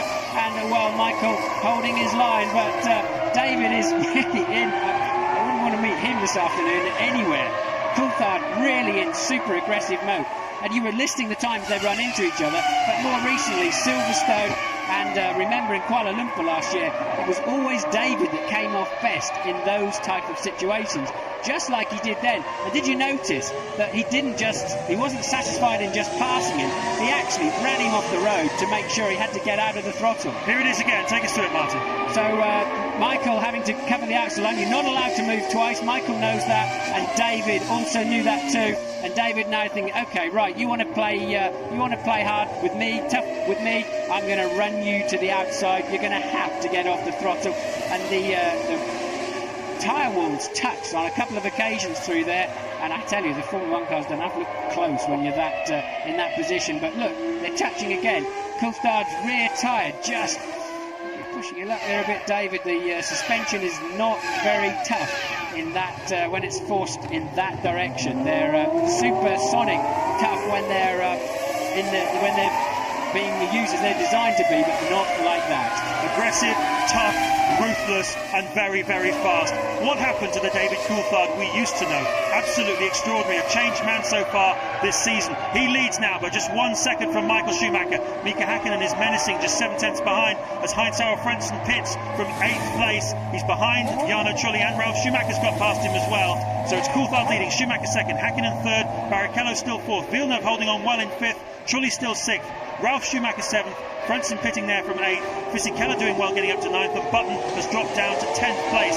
We saw Johnny Herbert, of course, retiring earlier, and Eddie Irvine slipped down to 17th. And this, the back markers not helping Coulthard at all here. Back markers and the arrows in particular, I guess it is definitely... and Della Rosa goes in the pit lane. That was good news for Coulthard. He lost a lot of time there, and he's got a bit of breathing space now. The lead that he pulled out, he lost it all behind Della Rosa going into the chicane. Well, we're seeing some fantastic track action here between Ferrari and McLaren, between Häkkinen, Schumacher and Coulthard, and some overtaking on the track, some superb work. But I should remind you that we are also approaching the second round of pit stops. This is lap 42, and we expect to see them starting to come in around about lap 45, so pit stops will start to work into the equation. Will Häkkinen attack before, or will he wait for the stops to make his pass? Certainly this set of tyres doesn't suit Schumacher, and he should really try and get past him before the stops. Yes, he's going to want to maximise this run if he can. He doesn't want to stop any earlier than he has to and take on even more fuel. But at the same time, Coulthard needs to make sure he stretches this lead out as we watch Fisichella leaping across the curve. He's going to run out of road on the outside for sure. Just gets it on the brake. His tyres are turning green because they spray paint the grass here to make it look prettier. And he managed to live for another day, didn't he? Now Coulthard's got some clear air. He's got to stretch this lead to give himself a cushion when he comes in what must be 4 or 5 laps at the most, I would have thought, James. Yes, we talked about the end of this second stint being the critical point of this motor race, and certainly the pit stops are coming into view now, and this will be where the race is won and lost. Although, judging by the way these guys are going at each other on the track, I think it's quite possible we'll see more overtaking for position later on in the race. But as you so rightly say, Martin, Michael Schumacher doesn't need to win this race. David Coulthard desperately does. And Coulthard, he needs to be careful when the tyres are worn out towards the end of the stint. If you're pushing as hard as you can, then it's the moment when you're most likely to make a mistake, outbrake yourself. But look at the kind of lead he can pull out on Michael Schumacher. It's 1.4 seconds ahead at the end of the previous lap, all done on lap time, and now just stretching it again. He should be well over 2 as he gets to the end of this one. Michael Schumacher with his mirrors now full of yet another McLaren. Been some time since we've seen McLaren with a race pace such as this, able to really take on Ferrari as Jarno Trulli pits from 6th position. So that puts Ralf Schumacher up into 6th place and puts Jenson Button back into the top 10. But of course Jenson will still have to make his second stop. So a terrific scrap still going on there for the last points paying position between Trulli, Schumacher and Button. Frentzen involved in it as well. And this is the battle at the front. Some great scraps here today at the French Grand Prix here at Magny-Cours. Sometimes the drivers say it's not a particularly thrilling track, but it's giving us a great Grand Prix here today, and a wonderful scrap for the lead between Coulthard, Schumacher and Häkkinen. Ferrari mechanics outside our window, James, and I hear, and yes, look, Michael Schumacher is in, and so is Mika Häkkinen. So 2nd and 3rd place in. Häkkinen has to sweep around the Ferrari pits. Michael Schumacher has a straighter run. Who can get their cars up and running earliest? Schumacher's away, but Häkkinen must be just behind him. And, well, Häkkinen's not coming out at all, is he? And now he leaves, so a bad stop there for Häkkinen. That now could swap around and play into Barrichello's hands, because he was right behind them. Yeah, Schumacher stopped 7.3 seconds and Häkkinen's 8.9, so he lost 1.6 seconds. Somehow, maybe the fuel hose didn't come out quite quickly enough, but Häkkinen has dropped out. dropped a little time there. Now, as the highest placed McLaren on the grid, David Coulthard would be given the option of choosing his race strategy and having priority on when he wanted to stop. And quite clearly, he's running a little bit more fuel all through the Grand Prix. And that's certainly paying dividends for David. Can he stretch? How much more fuel has he got in? Can he do a couple more laps? Got some clear track in front of him, James, and he needs to maximise this, and he can win this Grand Prix. This is lap 44. He's obviously coming in very soon, and he obviously knows that Schumacher and Hakkinen have made their stops because he's already just put in his fastest first sector time of the entire race. So he's putting the hammer down now, David Coulthard, trying to build a second, 2 seconds, maybe even 3 seconds. What a luxury that would be in order to a cushion for him to make his stop and come back out in front of Michael Schumacher. And Coulthard does have enough fuel for at least another lap, and Barrichello is in the pits. He's the dark horse of this race for me, James. What kind of stop can Barrichello have? Here we are now watching that, and it's all about the fuel hose now. The tyres are on. Look, no, the right front, a problem with the right front.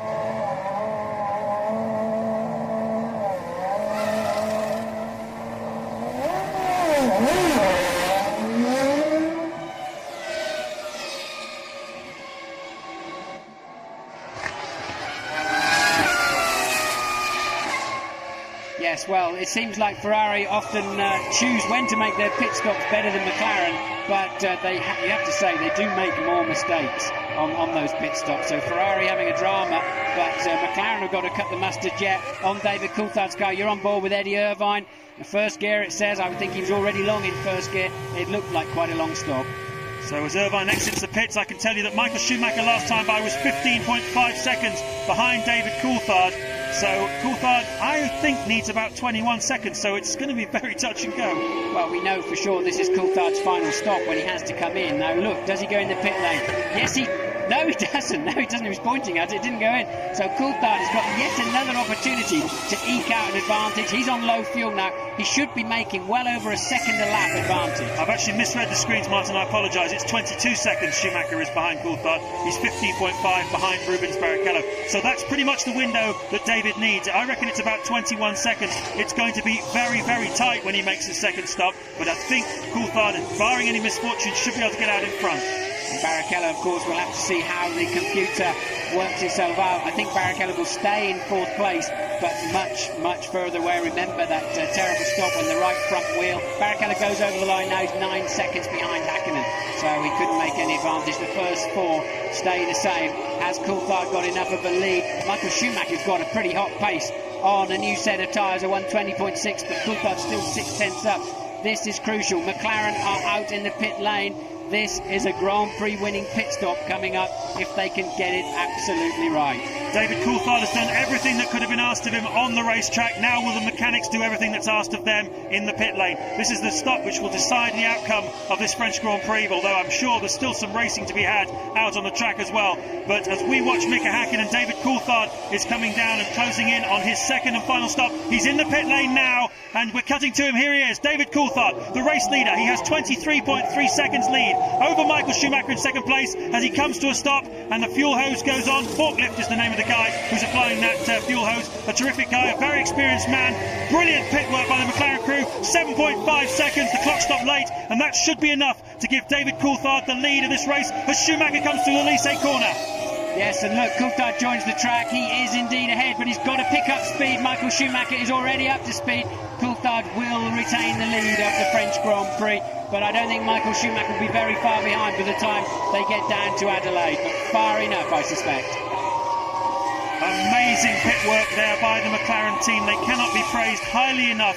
David Coulthard did a fantastic job getting past Michael Schumacher on the racetrack, and what a great job by the pit crew. So Coulthard leads from Michael Schumacher, then it's Mika Hakkinen, Rubens Barrichello, Ralf Schumacher's fifth, and Jacques Villeneuve is in sixth place.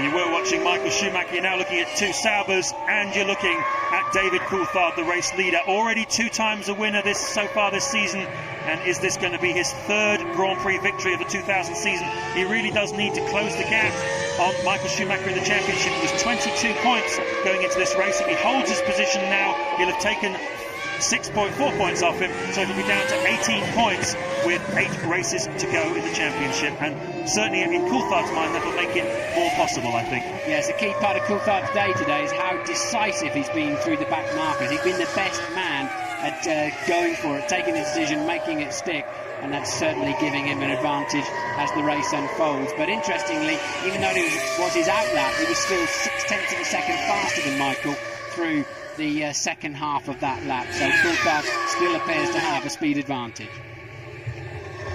Yes, 2.1 seconds Schumacher to Häkkinen, and you certainly shouldn't rule out Mika Häkkinen at any stage of the game.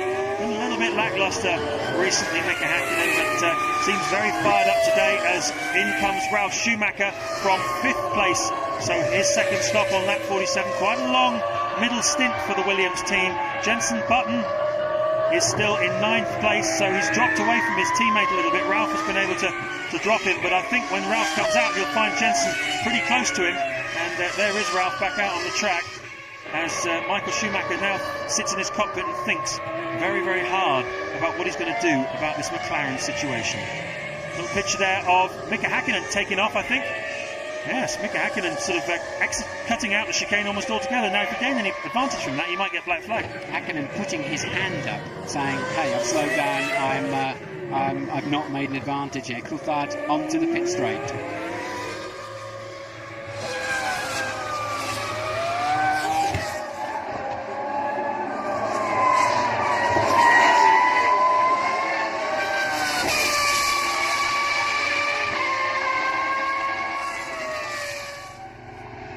Welcome back to the French Grand Prix at Magny-Cours. James Allen and Martin Brundle with you. You've missed nothing significant during the break. David Coulthard leads the race, looking for his 3rd Grand Prix victory of the 2000 season, looking to close the gap between himself and Michael Schumacher in the World Championship. It was 22 points when he started this race. It's currently going to be 16 if they finish this way. He needs Mika Häkkinen to get ahead of Schumacher as well to give himself a real fighting chance. The top 10 is Coulthard, Schumacher, Häkkinen is 3rd, 4th is Barrichello, 5th Villeneuve, 6th Jarno Trulli, 7th Frentzen, 8th Ralf Schumacher, 9th Jenson Button and 10th Giancarlo Fisichella. Well, remember, Olivier Panis, the test driver for McLaren, said Coulthard was air testing last week and he left the circuit very, very strong. And I do know that David Kenway said, "I've never felt as good, and my car's never felt as good as it has around this track during the test." And every time he's been on the racetrack, he's been the top man this weekend. And remember, he was scampering off into the lead last year here when the fuel pump broke. So Coulthard does appear to have good solid pace around here. And at the moment, he just took 1.1 seconds out of Michael Schumacher's lead on a 19.9. So Schumacher still doesn't have any pace, even though he's changed his tyres. We're watching Ralf Schumacher carving his way through back markers. It's been another good performance today for Ralf Schumacher in the Williams. You're on board now with Jean Alesi. Yes, Alesi heading down to the Imola chicane. He's way down in 15th place after he got tagged by his teammate earlier on and had a spin in the Adelaide hairpin. Started 18th in this race, a disastrous weekend for Alesi in particular and Prost in general. And look, he just can't get on the power at all, and it almost seems pedestrian compared to when we're on board with the leaders. So Coulthard enjoying a 5.4 second lead over Michael Schumacher. Schumacher, as you say, Martin, almost a second and a half slower on that last lap. And here's the man you've got to watch out for now, Mika Häkkinen, the world champion, the 2-time world champion, who recently has been struggling to find his form. It's been 5 races since he stuck the car on pole position, and well, he's never won the French Grand Prix. He doesn't look like he's going to do it today. He's had 6 consecutive points finishes, and he needs to get ahead of Schumacher now. Häkkinen there at some point has jumped across the chicane at turn 7, which is the Nürburgring chicane. And they'll be looking at that. I don't think he made any advantage. He certainly didn't pass anybody, and I don't think he prevented somebody else from passing him. And as he came out, he put his hand up in the air as much to say, "I'm slowing down, I'm definitely slowing down, don't penalise me." So Häkkinen there, as several other cars have done during this Grand Prix, jumping across the chicane, flying through the air, and but I think he might just get away with it. This is the battle for 8th place. Jenson Button is on the move against Heinz-Harald Frentzen. It's been remarkable how few retirements we've had so far today. I think only 5 retirements. Alex Burt's accident was the last one. In fact, most of the retirements today would appear to have been accidents. It's been a very, very low attrition rate. We've still got 16 cars running on the track. So here is Button attacking Frentzen. Needs to put up a good performance today, Jenson Button. And I think he has done, really. I think he's been very solid there in the second half of the top 10, but whenever he's had clear air, he's simply cruised up to the back of the car in front, and I'd say a solid run as the Jordan locks up his right front, but he was already committed to the apex, so no way through for Jenson. There's certainly no way through at turn 1. He's got to be patient here and position his car nicely, make sure he gets to the inside of turn 3 as early as possible. And you see the car's walked out, he's had to get out of the throttle. He's fighting the car all the way through the corner. He was too anxious there. He should have just bided his time and committed his car to the white line on the inside and then had a go down this next thing. Instead, look, he's fallen back. When he was in Formula 3, he had a reputation for being a very aggressive, feisty passer. He was the Michael Schumacher of Formula 3 last year. I saw him race in the Macau Grand Prix, which is a blue ribbon event for the young guys at the end of the season, and he was absolutely electric up there, passing everything on the left and on the right. I asked him when he came into the Formula 1 this year whether he thought he'd be able to do the same thing. He said, I see no reason why not, but I think he's been learning the hard way. And in Formula 1, it's much more difficult to overtake than it is in the junior Formula. You've got this tremendous aerodynamic effect to the car in front. You've got to be super aggressive, as we saw from David Coulthard when he passed Michael Schumacher. It is not easy to pass in Formula 1. After all, if it was easy, we'd all be doing it. Yes, and that's Hakkinen finding it's not easy at all to pass. He's just over a second behind Michael Schumacher. Now remember, earlier on in the race, Schumacher got off to a good start. Barrichello somehow leapt past Coulthard, and it ran very much like that with Hakkinen in 4th place. Coulthard making a good move at the hairpin on Barrichello for second, catching Schumacher up, having a couple of dust-ups with him, and then taking the lead. McLaren with some fine pit stop.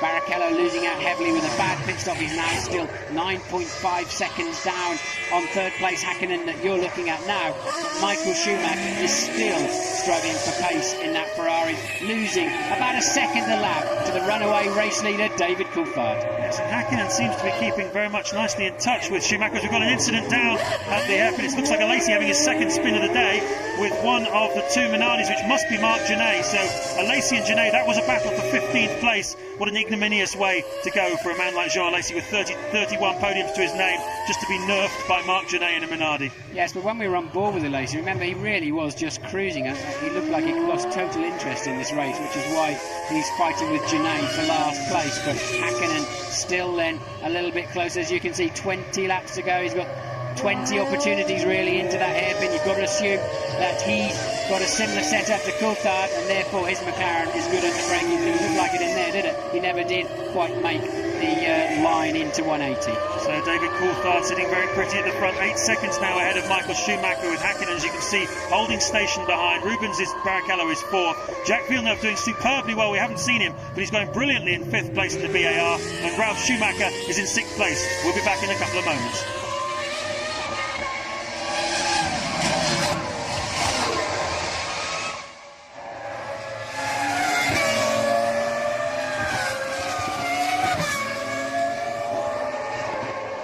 David Coulthard, the 29-year-old from Twineholme in Scotland, went into this race with 2 Grand Prix victories to his credit so far this season. And we look again at a super move down the inside by Ralf Schumacher.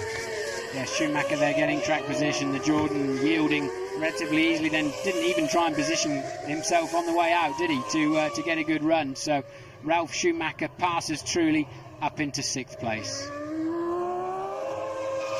Coulthard looking very strong indeed after 53 laps, leaving Schumacher with Hakkinen still in 3rd place, Rubens Barrichello 4th. We haven't seen Villeneuve today, Martin, but we have to say something about him. I mean, what a performance. The BAR came here, they were complaining that the car was just absolutely awful in Canada. Qualified quite well, but they just really couldn't make it run. And here he is in 5th place, making really, really good job of it, keeping Williams is behind him, keeping Jordan's behind him, keeping Benetton's behind him. The problem is Jacques Villeneuve is used to winning races and the World Championship, so he is at the end of the day 53 seconds off the lead, and I guess it would be a bit bittersweet for him. But yes, he has put in a good show. As you say, we virtually have not seen him because he's been out by himself solidly in 5th place, but anytime soon he could well have Ralf Schumacher giving him a hard time. I think you're right, but I think anytime soon Michael Schumacher's going to have Mika Hakkinen giving him a hard time. That gap now is down to just 0.8 seconds. I know it's less than the time it takes to say it, but you can just see the gap here now, and Hakkinen has got to do what Coulthard did about 15 or 20 laps ago, put a monster move on Michael Schumacher. Yes, well, it's different deal now for Michael. Now David Coulthard is leading the race, and he does not need to trip over Hakkinen. Now he can't afford to lose those 6 points.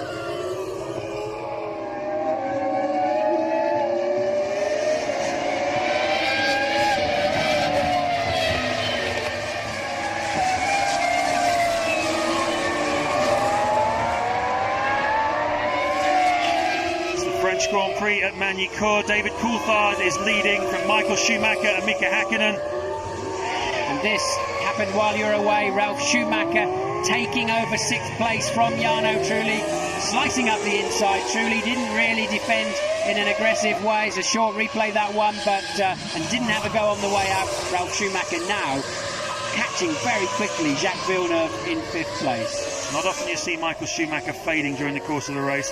I'm absolutely certain it's nothing to do with his physical condition, but Mika Hakkinen now is in a position to do to him what David Coulthard did to him about 20 laps ago. I don't know whether Coulthard had traffic on the last lap or whether they told him to slow. Whatever, it wasn't a great lap for Coulthard, a 22.2, and you're going to see Barrichello. This is a replay, but it's the first time we've seen it. Barrichello in the last chicane, taking the easy way out, and no damage there to the front wing.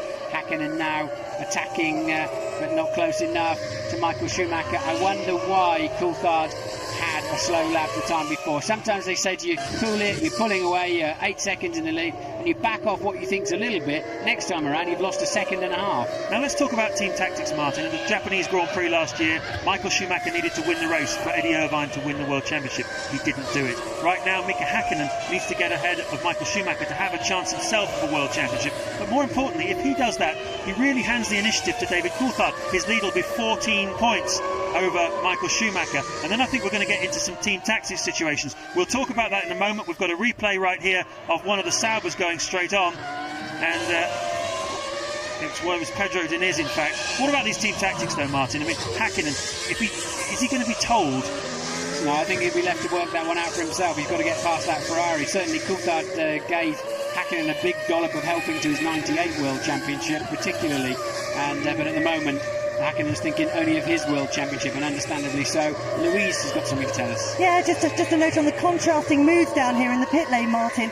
Obviously very subdued at Ferrari. They watched their man Schumacher overhauled by Coulthard. No obvious explanation that they'll give me anyway for Michael's lack of pace. Rubens paid a heavy penalty for that problem in the pit stop. That was a cross-threaded nut.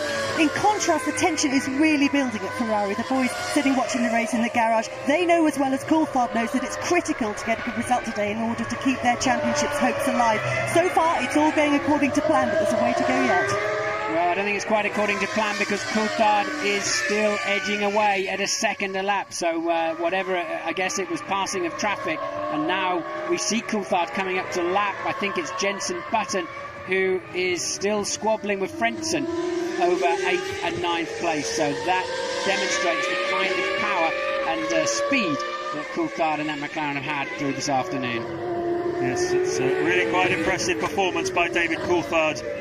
He said no more Mr. Nice Guy when he came into the 2000 season, and well, certainly some cynics scoffed and said you can't reinvent yourself over the course of a winter, as Hakkinen closes right up now onto Michael Schumacher. We've got 2 slower cars in front, and Hakkinen gets good grip out of the Lise. Schumacher, look at him, he's looking in the mirrors more than he's looking forwards. Yes, Schumacher there ducking around the back markers, but Schumacher is on the defensive, isn't he? He's had to drive all over the road this afternoon to constantly defend his position. He has no grip. You can see him just almost at all times on the track. His grip has faded away.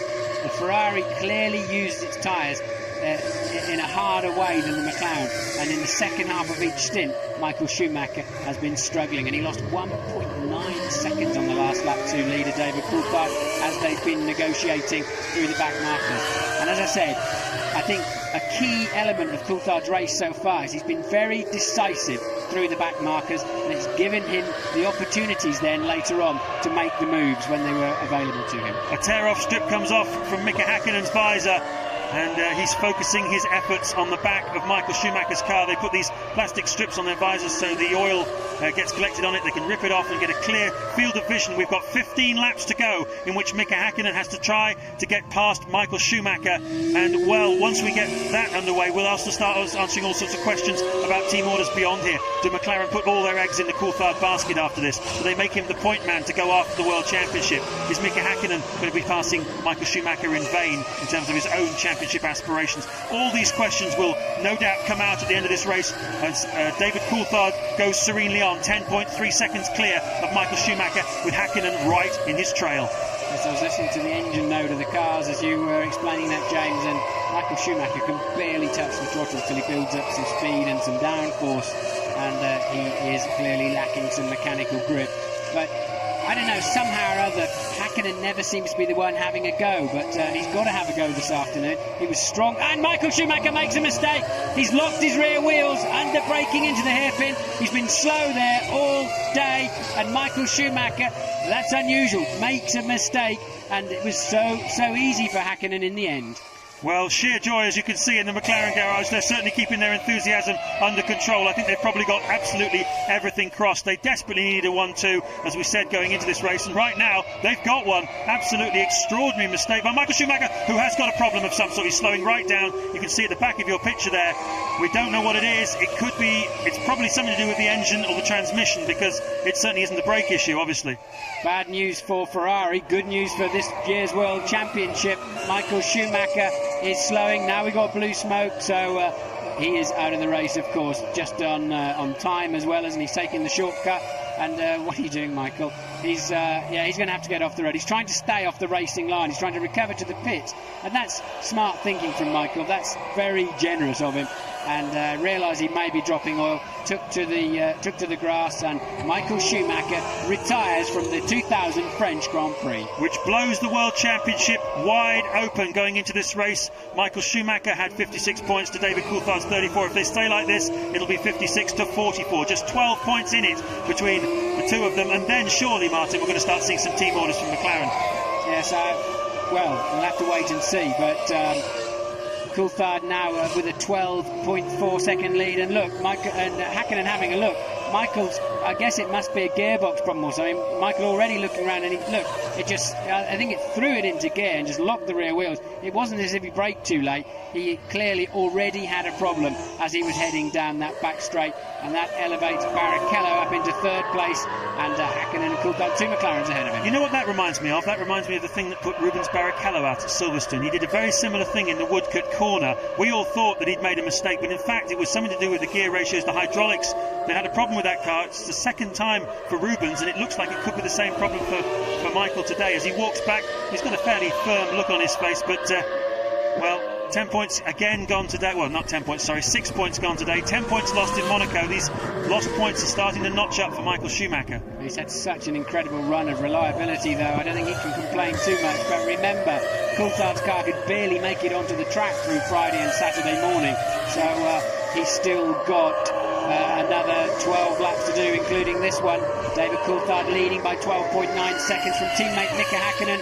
Rubens Barrichello a further 8.4 seconds behind. Villeneuve having a quiet day, but a good day in fifth. Ralf Schumacher still can't quite catch him. And there you saw the back end of Michael's car stepping out of line, and he is already struggling in this race. And it was oh so easy for Mika Häkkinen to take over that second place. And as we watch them head off, look, Michael not defending at all, just struggling through the corner. We're going to take a quick break.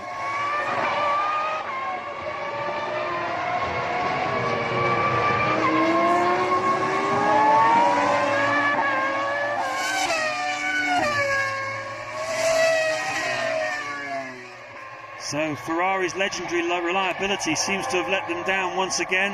Michael Schumacher, of course, had a suspension breakage at the Monaco Grand Prix. We mentioned before that twice Rubens Barrichello has had hydraulic failures, but at the moment it's Rubens who is still on the road, and Michael, who's parked up, and McLaren that are going very strong. They themselves have had reliability problems this year. They opened their account in Australia with a double retirement. Mika Hakkinen then went on to retire again in the Brazilian Grand Prix, which really would seem to have put paid to his World Championship chances at that stage. David Coulthard, of course, finished second in that race, but was subsequently disqualified. And if he goes on to win this race and closes up to 12 points behind Michael Schumacher, he may well look at those 6 points he lost in Brazil, his disqualification for bodywork infringement, and he may well say, well, if only I had those, I'd be 6 points behind Michael, and then it really would be game on. And I would also gently remind him about stalling the car on the grid in Canada as well, because I think that was a pivotal point of Coulthard's World Championship year. So let's take you down the field then and just show you where everybody is. Coulthard leading by 13.4 seconds now over his teammate Mika Hakkinen. Rubens Barrichello is 9.5 seconds behind in third place. Then Jacques Villeneuve promoted to fourth by the retirement of Michael Schumacher. 35 seconds adrift of Rubens Barrichello. In fifth place is Ralf Schumacher. In sixth is Jarno Trulli. His teammate Heinz-Harald Frentzen is right behind him in seventh. Jenson Button still going strong in eighth place, but he's been dropped by Ralf Schumacher, who's now got 2 cars between himself and Jenson Button. Giancarlo Fisichella making a terrific climb up from a very poor qualifying position. He's now in 9th place. And Mika Salo having another reasonable day in 10th place in the Sauber with his teammate Pedro Diniz right behind him in 11th. 15 cars, I beg your pardon, still running, and just 7 retirements.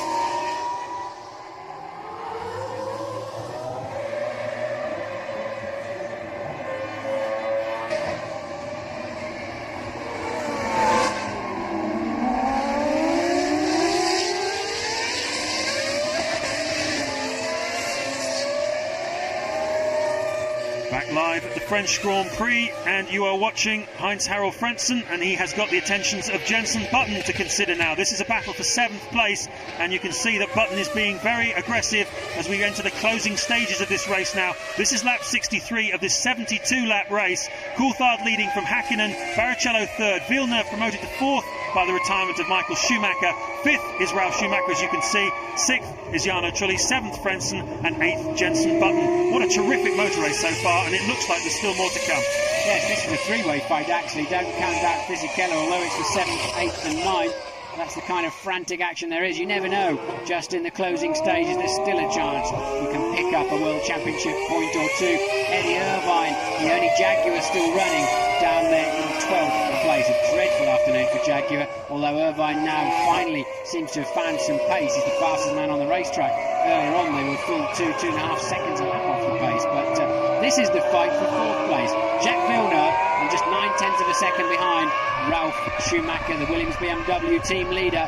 And well, he caught up reasonably quickly to Villeneuve, but hasn't made much impression now he's arrived on the scene. Ralf has had a terrific day. Well, both of these two guys have had a terrific day, and well, it would be unkind for either of them to lose out towards the end, but that's motor racing, and certainly Ralf Schumacher certainly has clear intentions of getting that 4th place away from Jacques Villeneuve. It's been a while since Ralf Schumacher has scored himself any points, 3 races in fact. And Ralf just touching the back there, James, while you were looking out of the window. Ralf just touching the back of Villeneuve's car there, coming into the last corner. And never going to be an overtaking opportunity, but Villeneuve extremely slow through there. Ralf lucky not to lose his nose. It's been confirmed actually, it wasn't a hydraulic problem on the Ferrari, it was indeed a blown engine. So whether Michael had got a bit of oil coming out of the back of it as he turned into the hairpin, he certainly lost the back end in a hurry. It looked to me like it still was a downshift problem rather than a driver outbraking himself, but still the fight goes on for 4th place. Villeneuve and Ralf Schumacher. Michael Schumacher out of the race with a blown engine.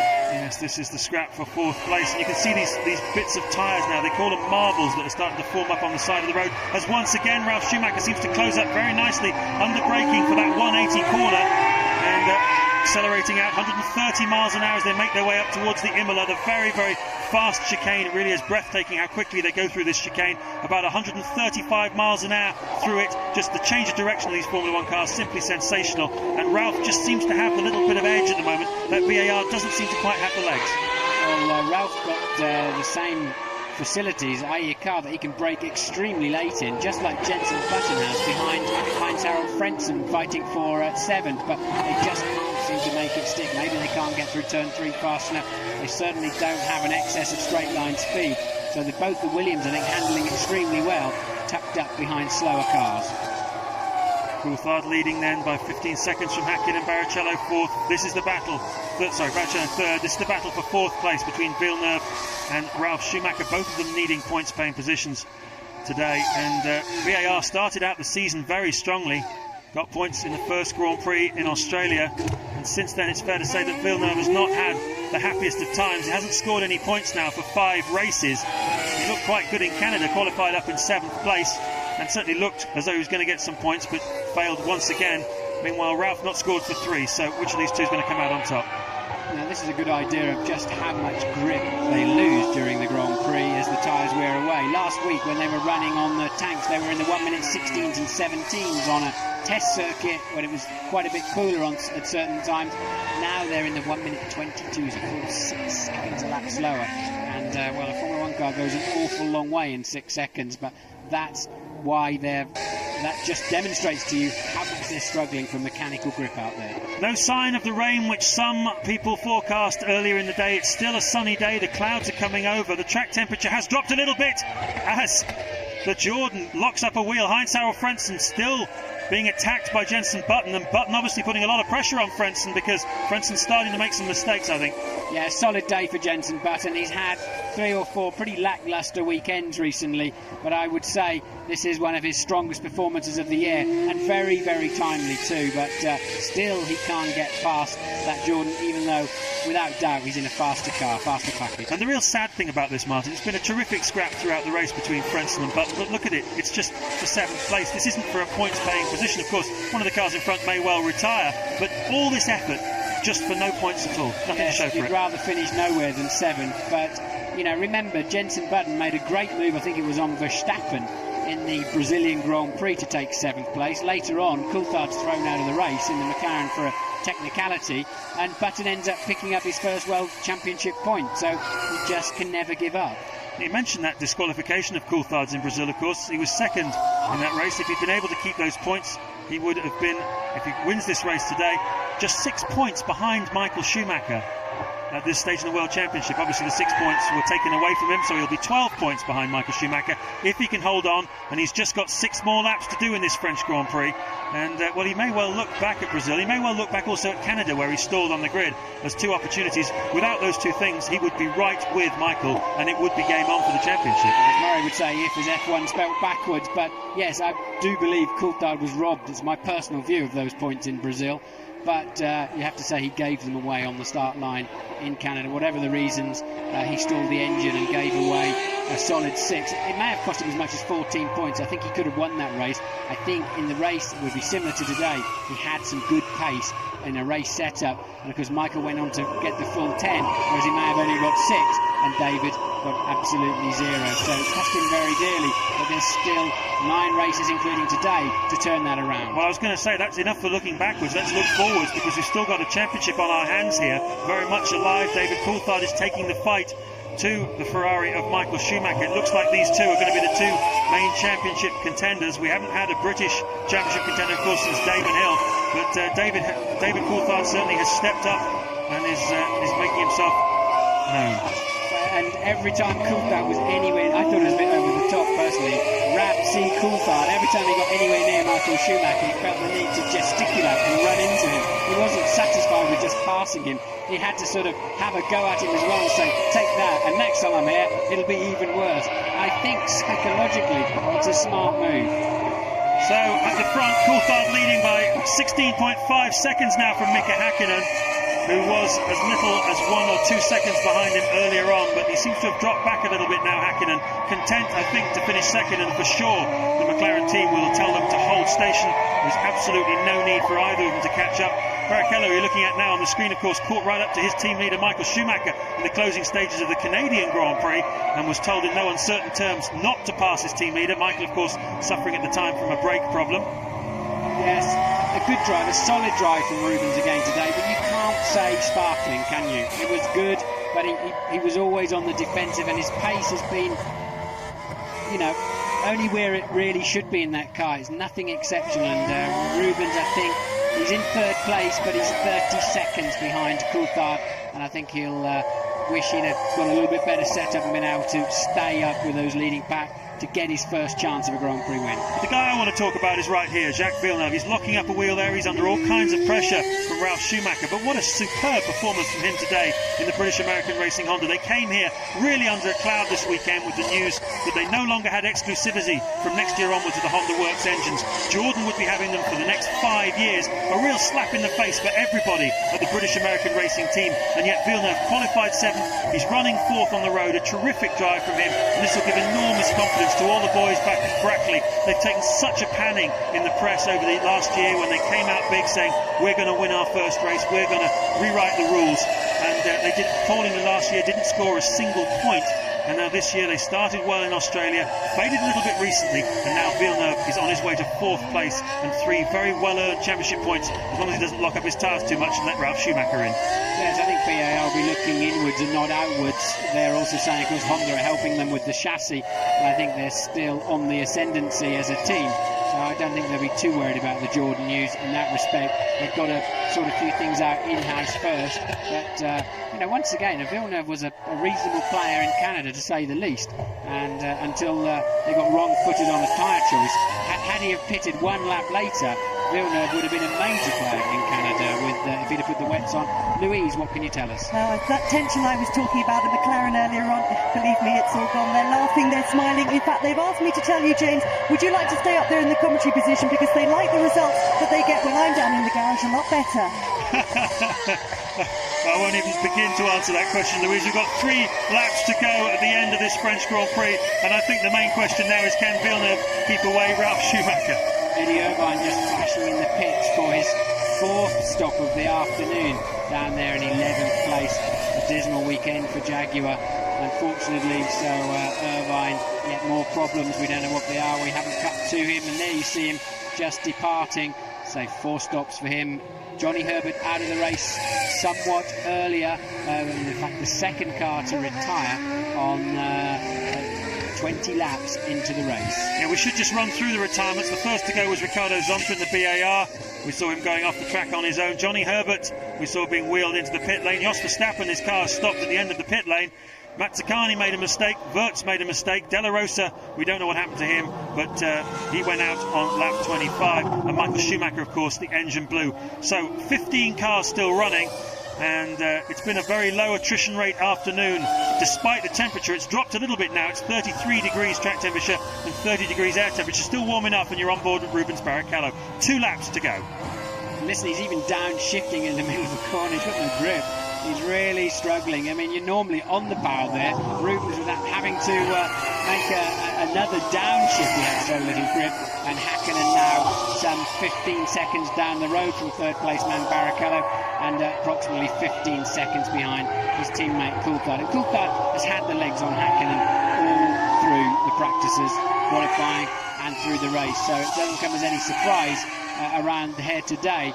Coulthard certainly does appear to have his car hooked up nicely. Well, he's had the legs on Hakkinen for the last 3 races, I think it's fair to say. I mean, Coulthard really has had the bit between his teeth. That superb victory in Monaco. Of course, looking back a little further, the victory as well in the British Grand Prix for David Coulthard. Well, Coulthard moves into the final lap, and there's 2 critical things today. Coulthard will, if he wins this race, at the end of this lap, he's beaten Michael Schumacher in a straight fight. And then, to add as a major bonus, Schumacher has dropped out of the race. So stunning day for Coulthard, dream ticket, and also then Hakkinen following him up in 2nd place. He's not just beaten Michael Schumacher though, Martin, he's also beaten Mika Hakkinen, his teammate, which is something that a lot of people last season said would not happen. But David Coulthard reinvented himself over the winter, and I remember he was talking earlier in the season and saying, you know, I'm not such a nice guy, I want to win races. After the British Grand Prix he said it, I want to pass people, I want to be aggressive. As Eddie Irvine tries to be a hero, a little bit of showboating on the last lap, knowing that the cameras are following David Coulthard. Absolutely no point in him trying to get past him. Well, David, of course, cruising to the finish line. Eddie on a fresh set of tyres, enjoying himself, but don't run into the back of Coulthard. Eddie, you will not be Mr. Popular in the UK on that one. But David now just a few corners from home. Yes, David Coulthard in the final sector of the final lap of the 2000 French Grand Prix. He's heading for his third Grand Prix victory of the season, a victory which will take him to within 12 points of Michael Schumacher in the World Championship. David Coulthard wins the French Grand Prix for McLaren, a 1-2 that they so badly needed from Mika Hakkinen, who now comes down some 14.7 seconds behind him. A superb day for the boys from Woking and the guys in grey. Mercedes-Benz too, a superb job from all of them. Ferrari go away to lick their wounds. Michael Schumacher goes away with no points. Rubens Barrichello will go away with 4 points. A terrific race right the way through the field as Rubens comes through to finish the lap. A great performance by Villeneuve, a great performance by Ralf Schumacher. Frentzen, Trulli, Button have all been huge today, but the hugest of all has been David Coulthard. Yes, Coulthard there, he doesn't show too much emotion, but for him, he was shaking his fist and going crazy as he passed his management and mechanics on the start-finish line there. And Villeneuve now looking like he's got a bit of space. He's going to take that 4th place. He's a minute behind the leaders, but the winning management team there, Norbert Hauger, Mercedes-Benz, Ron Dennis of the McLaren team, are already celebrating. Their man is a minute down the road as Villeneuve goes over the line. Yes, more points for British American Racing, and well done to everyone at Brackley. I'm sure you'll take enormous confidence from that. Ron Dennis there on the left, Adrian Newey, the designer of the car, as Ralf Schumacher crosses the line to claim 5th place, and Jarno Trulli were waiting for him in 6th. 7th, Heinz-Harald Frentzen, 8th, Jenson Button, 9th, Giancarlo Fisichella, and 10th, Mika Salo. Well, we've got some big sport coming up later this evening on ITV with the European 2000 Soccer Championships, Italy versus France. We've had some fantastic sport here today at Magny-Cours in France, and David Coulthard has closed up to within 12 points in the World Championship of Michael Schumacher. 56 points to Schumacher and 44 to Coulthard. Hakkinen on 38 is just 6 points clear of his teammate, and Rubens Barrichello, of course, in 4th on 32 points. The big question marks after this, of course, Martin, will be, is this the point at which Ron Dennis of McLaren tells the team that it's going to be David Coulthard now who has to chase after Schumacher in the championship? They can't afford for Hakkinen and Coulthard to take points off each other from here on in. So that's the big question mark coming away from here. I don't expect you to answer it for me, but I know it'll be the one that the press are looking at tomorrow, and it'll certainly be the one foremost in the mind of David Coulthard once he's got over the sheer joy of winning his 3rd Grand Prix of the season. Well, as the man who negotiates David Coulthard's contracts, I would like to claim the 5th Amendment on that one, but certainly it's a question that's got to be asked whether the points difference is enough. At this stage it's just 6, but clearly if they're going to beat Michael Schumacher, they're going to have to gang up on him. But David Coulthard softened him up a little bit today, didn't he? He certainly did. Schumacher led from the start. Coulthard was stuck behind Rubens Barrichello. It was a 1-2 for Ferrari in the early stages, but Coulthard stuck with it. He got ahead of Barrichello, and then in a heroic move, which I'm sure we will see many, many times again in the future, he outbraked Michael Schumacher to take the lead of the race. And just look how happy he is as he comes into Parc Fermé. His girlfriend, Heidi Luchlinski, his fiancée, I should say, will be waiting there for him, along with Dave Ryan, who runs the race effort for him at McLaren. There are all his mechanics. They're absolutely ecstatic. They've seen Hakkinen celebrate so many times with his mechanics in the past. This is their time now. Heidi's here. They should put her in the car for the next race because she started this race in Monaco, but she's there today. She's not in the racetrack. David Coulthard there shaking hands with his team, and so many of those team players at McLaren have been there many, many years. They're a very loyal bunch.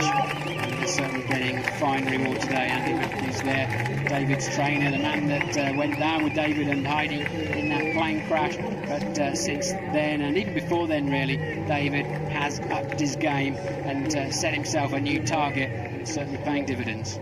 It certainly is. What an amazing day for David Coulthard, and let's hope there are many, many more. And down in the pit lane, Louise has Ross Brawn, who no doubt is not terribly happy. Ross, you had a dream start to the race, but it ended up being a bit of a nightmare for Michael. Yes, the tyres for us weren't lasting very well, and once we get 10 laps into each set of tyres, the degradation was getting very high. So then it became difficult for us to compete, and we were trying to adopt strategies that might keep McLaren's behind, but obviously we didn't manage to do that. How big a loss is today's race for you in terms of the championship? Well, it's 10 points. So, no, it's a disappointment, but we're in the middle of the season. So there's a lot more to fight for. The fight very much still alive from your point of view? Oh yeah, obviously, yeah. We won't give up. Thanks, Ross. Well, nor should he give up. He's still sitting on top of both championships. Let's not lose sight of that. Schumacher still on top of the drivers, and in the constructors, Ferrari have 88 points. McLaren have really closed the gap though today with this 1-2. They're 82 points in the constructors. Benetton still holding on to third place, Williams in fourth, and Jordan in fifth. And a good day really from all of these teams. It really has been a superb French Grand Prix. Really, really enjoyed it. Terrific racing on the track. Fantastic pit work by the pit crews. Great driving by all the drivers. But most of all, great driving by this man. 29-year-old David Coulthard from Twineholme in Scotland. I know his parents up there will be watching this race, and I know they will be feeling a very intense sense of joy at the moment, because their boy is really mounting the beginnings of a championship challenge here, and he's closing the gap on Michael Schumacher. Where will it all end? Well, you can see it all here, of course, on ITV right the way through to the end of the season, and this championship will run and run with no doubt whatsoever. Tough racetrack here, and Mika Hakkinen showing all the signs of having completed 72 laps of a very hot Magny-Cours. Barrichello too. The crowd, too much for them to cheer for on the French side today. Jean Alesi finishing last but one. The Prost team having a poor race, but the Sol tyre is in the sky. David Coulthard just having a word with the race director there, Charlie Whiting, the man who makes all the decisions, of course, regarding starts and finishes and penalties and such like. McLaren boys clapping as the rest of the finishers come in. Jenson Button and his teammate Ralf Schumacher. Jenson finishing in 8th today. Ralf finishing in 5th place. There's the back of Jarno Trulli, who finished in a points-paying position as well in 6th. Frentzen, his teammate, missed out. And Martin, this was the decisive moment. Yes, I think this is David overtaking Barrichello to take 2nd place earlier in the race, and a very smart move there from Coulthard. He decided early on he wasn't going to make it, so positioned his car for a good slingshot out of Adelaide, and then he always was going to have track position when they arrived down at the Nürburgring chicane. And that's what set him up for the ability to attack Michael Schumacher, who by the end of the first stint was really struggling with tyre wear, and that's really, that move on Barrichello was absolutely pivotal at that point in the race, and of course later on, superb move on Schumacher as well. Yes, as I said at the time, that for me was the critical stage. Could Coulthard maximise on that? And he did. He just homed in on a struggling Michael Schumacher at over a second a lap, which put him in a position then to be near after the pit stops and have that big go, couple of goes at Michael Schumacher. It all got a bit scrappy, but it worked out for Coulthard in the end, and one of his best mates there, Jacques Villeneuve, who's also had a good day in 4th place, wishing the two, well, they're all Monegasque residents actually in view there. Rubens Barrichello picking up his 4th podium of the season as well. We shouldn't forget about Rubens. He seems to have been the bridesmaid this season, as many people predicted he would be at Ferrari. Plenty of Ferrari flags waving in the grandstands here in Magny-Cours in the centre of France. Plenty of Finnish flags as well. Not too many Scottish ones at the moment, but I'm sure they'll be flying high. Here's the start again, and it really was an amazing start. Michael Schumacher cutting right across on David Coulthard, who took a central position. Barrichello going around the outside of him, and it was that shot by Schumacher that really harmed Coulthard and gave Barrichello the initiative. Yeah, the Schumacher chop is getting a bit, as that was Jenson Button, I think, earlier on in the race. That's a replay of something we didn't actually see, but Eddie Irvine there outbraking himself into 180, but I don't know where all of these replays are coming from or why particularly, but let's talk about that chop. Look, there, it definitely was two Prosts running into each other. No question about that. Benetton was an innocent bystander. But let's just talk about that chop. You were saying it's becoming a character of Michael Schumacher's starts, and it's been certainly a talking point. Well, let's leave it actually, because let's just enjoy the moment for David Coulthard up on the podium. Lionel Jospin, the Prime Minister of France, of course, up there with him, and David Coulthard wins his 3rd Grand Prix of the 2000 season, and these boys will certainly be enjoying themselves. Mika Hakkinen looks pretty happy in 2nd place. I think it's the best he could have hoped for today. He didn't get a great start. He was 4th in the first stint. Rubens Barrichello, of course, in 2nd place in the first stint, and now the national anthem.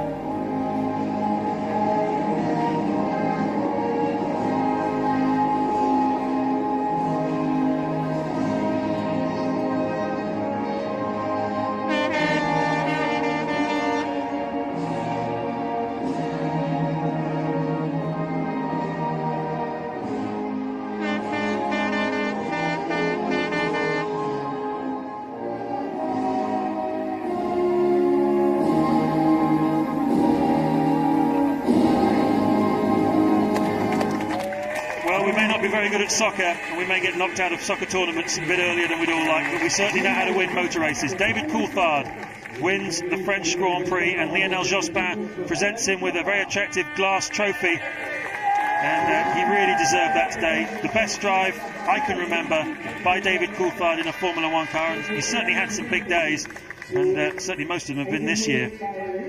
Second place, of course, Mika Hakkinen, the winning constructor, being presented to Adrian Newey, the designer of the car, the man whose cars have won, I think, 7 of the last 9 World Championships.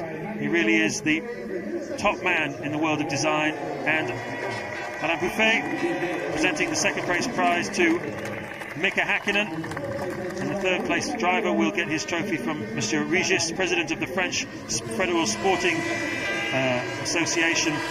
And an ordinary sort of day for Rubens Barrichello today, but no doubt about who the hero is today, Martin, and that's your man, David Coulthard. Yes, Coulthard and Hakkinen take the fight back to Ferrari, but is it soon enough, and will it be enough come the end of the season? Just 12 points in it then between Coulthard and Schumacher in the World Championship. A delighted Scotsman drinks the champagne, and the hope there will be plenty more of it for him.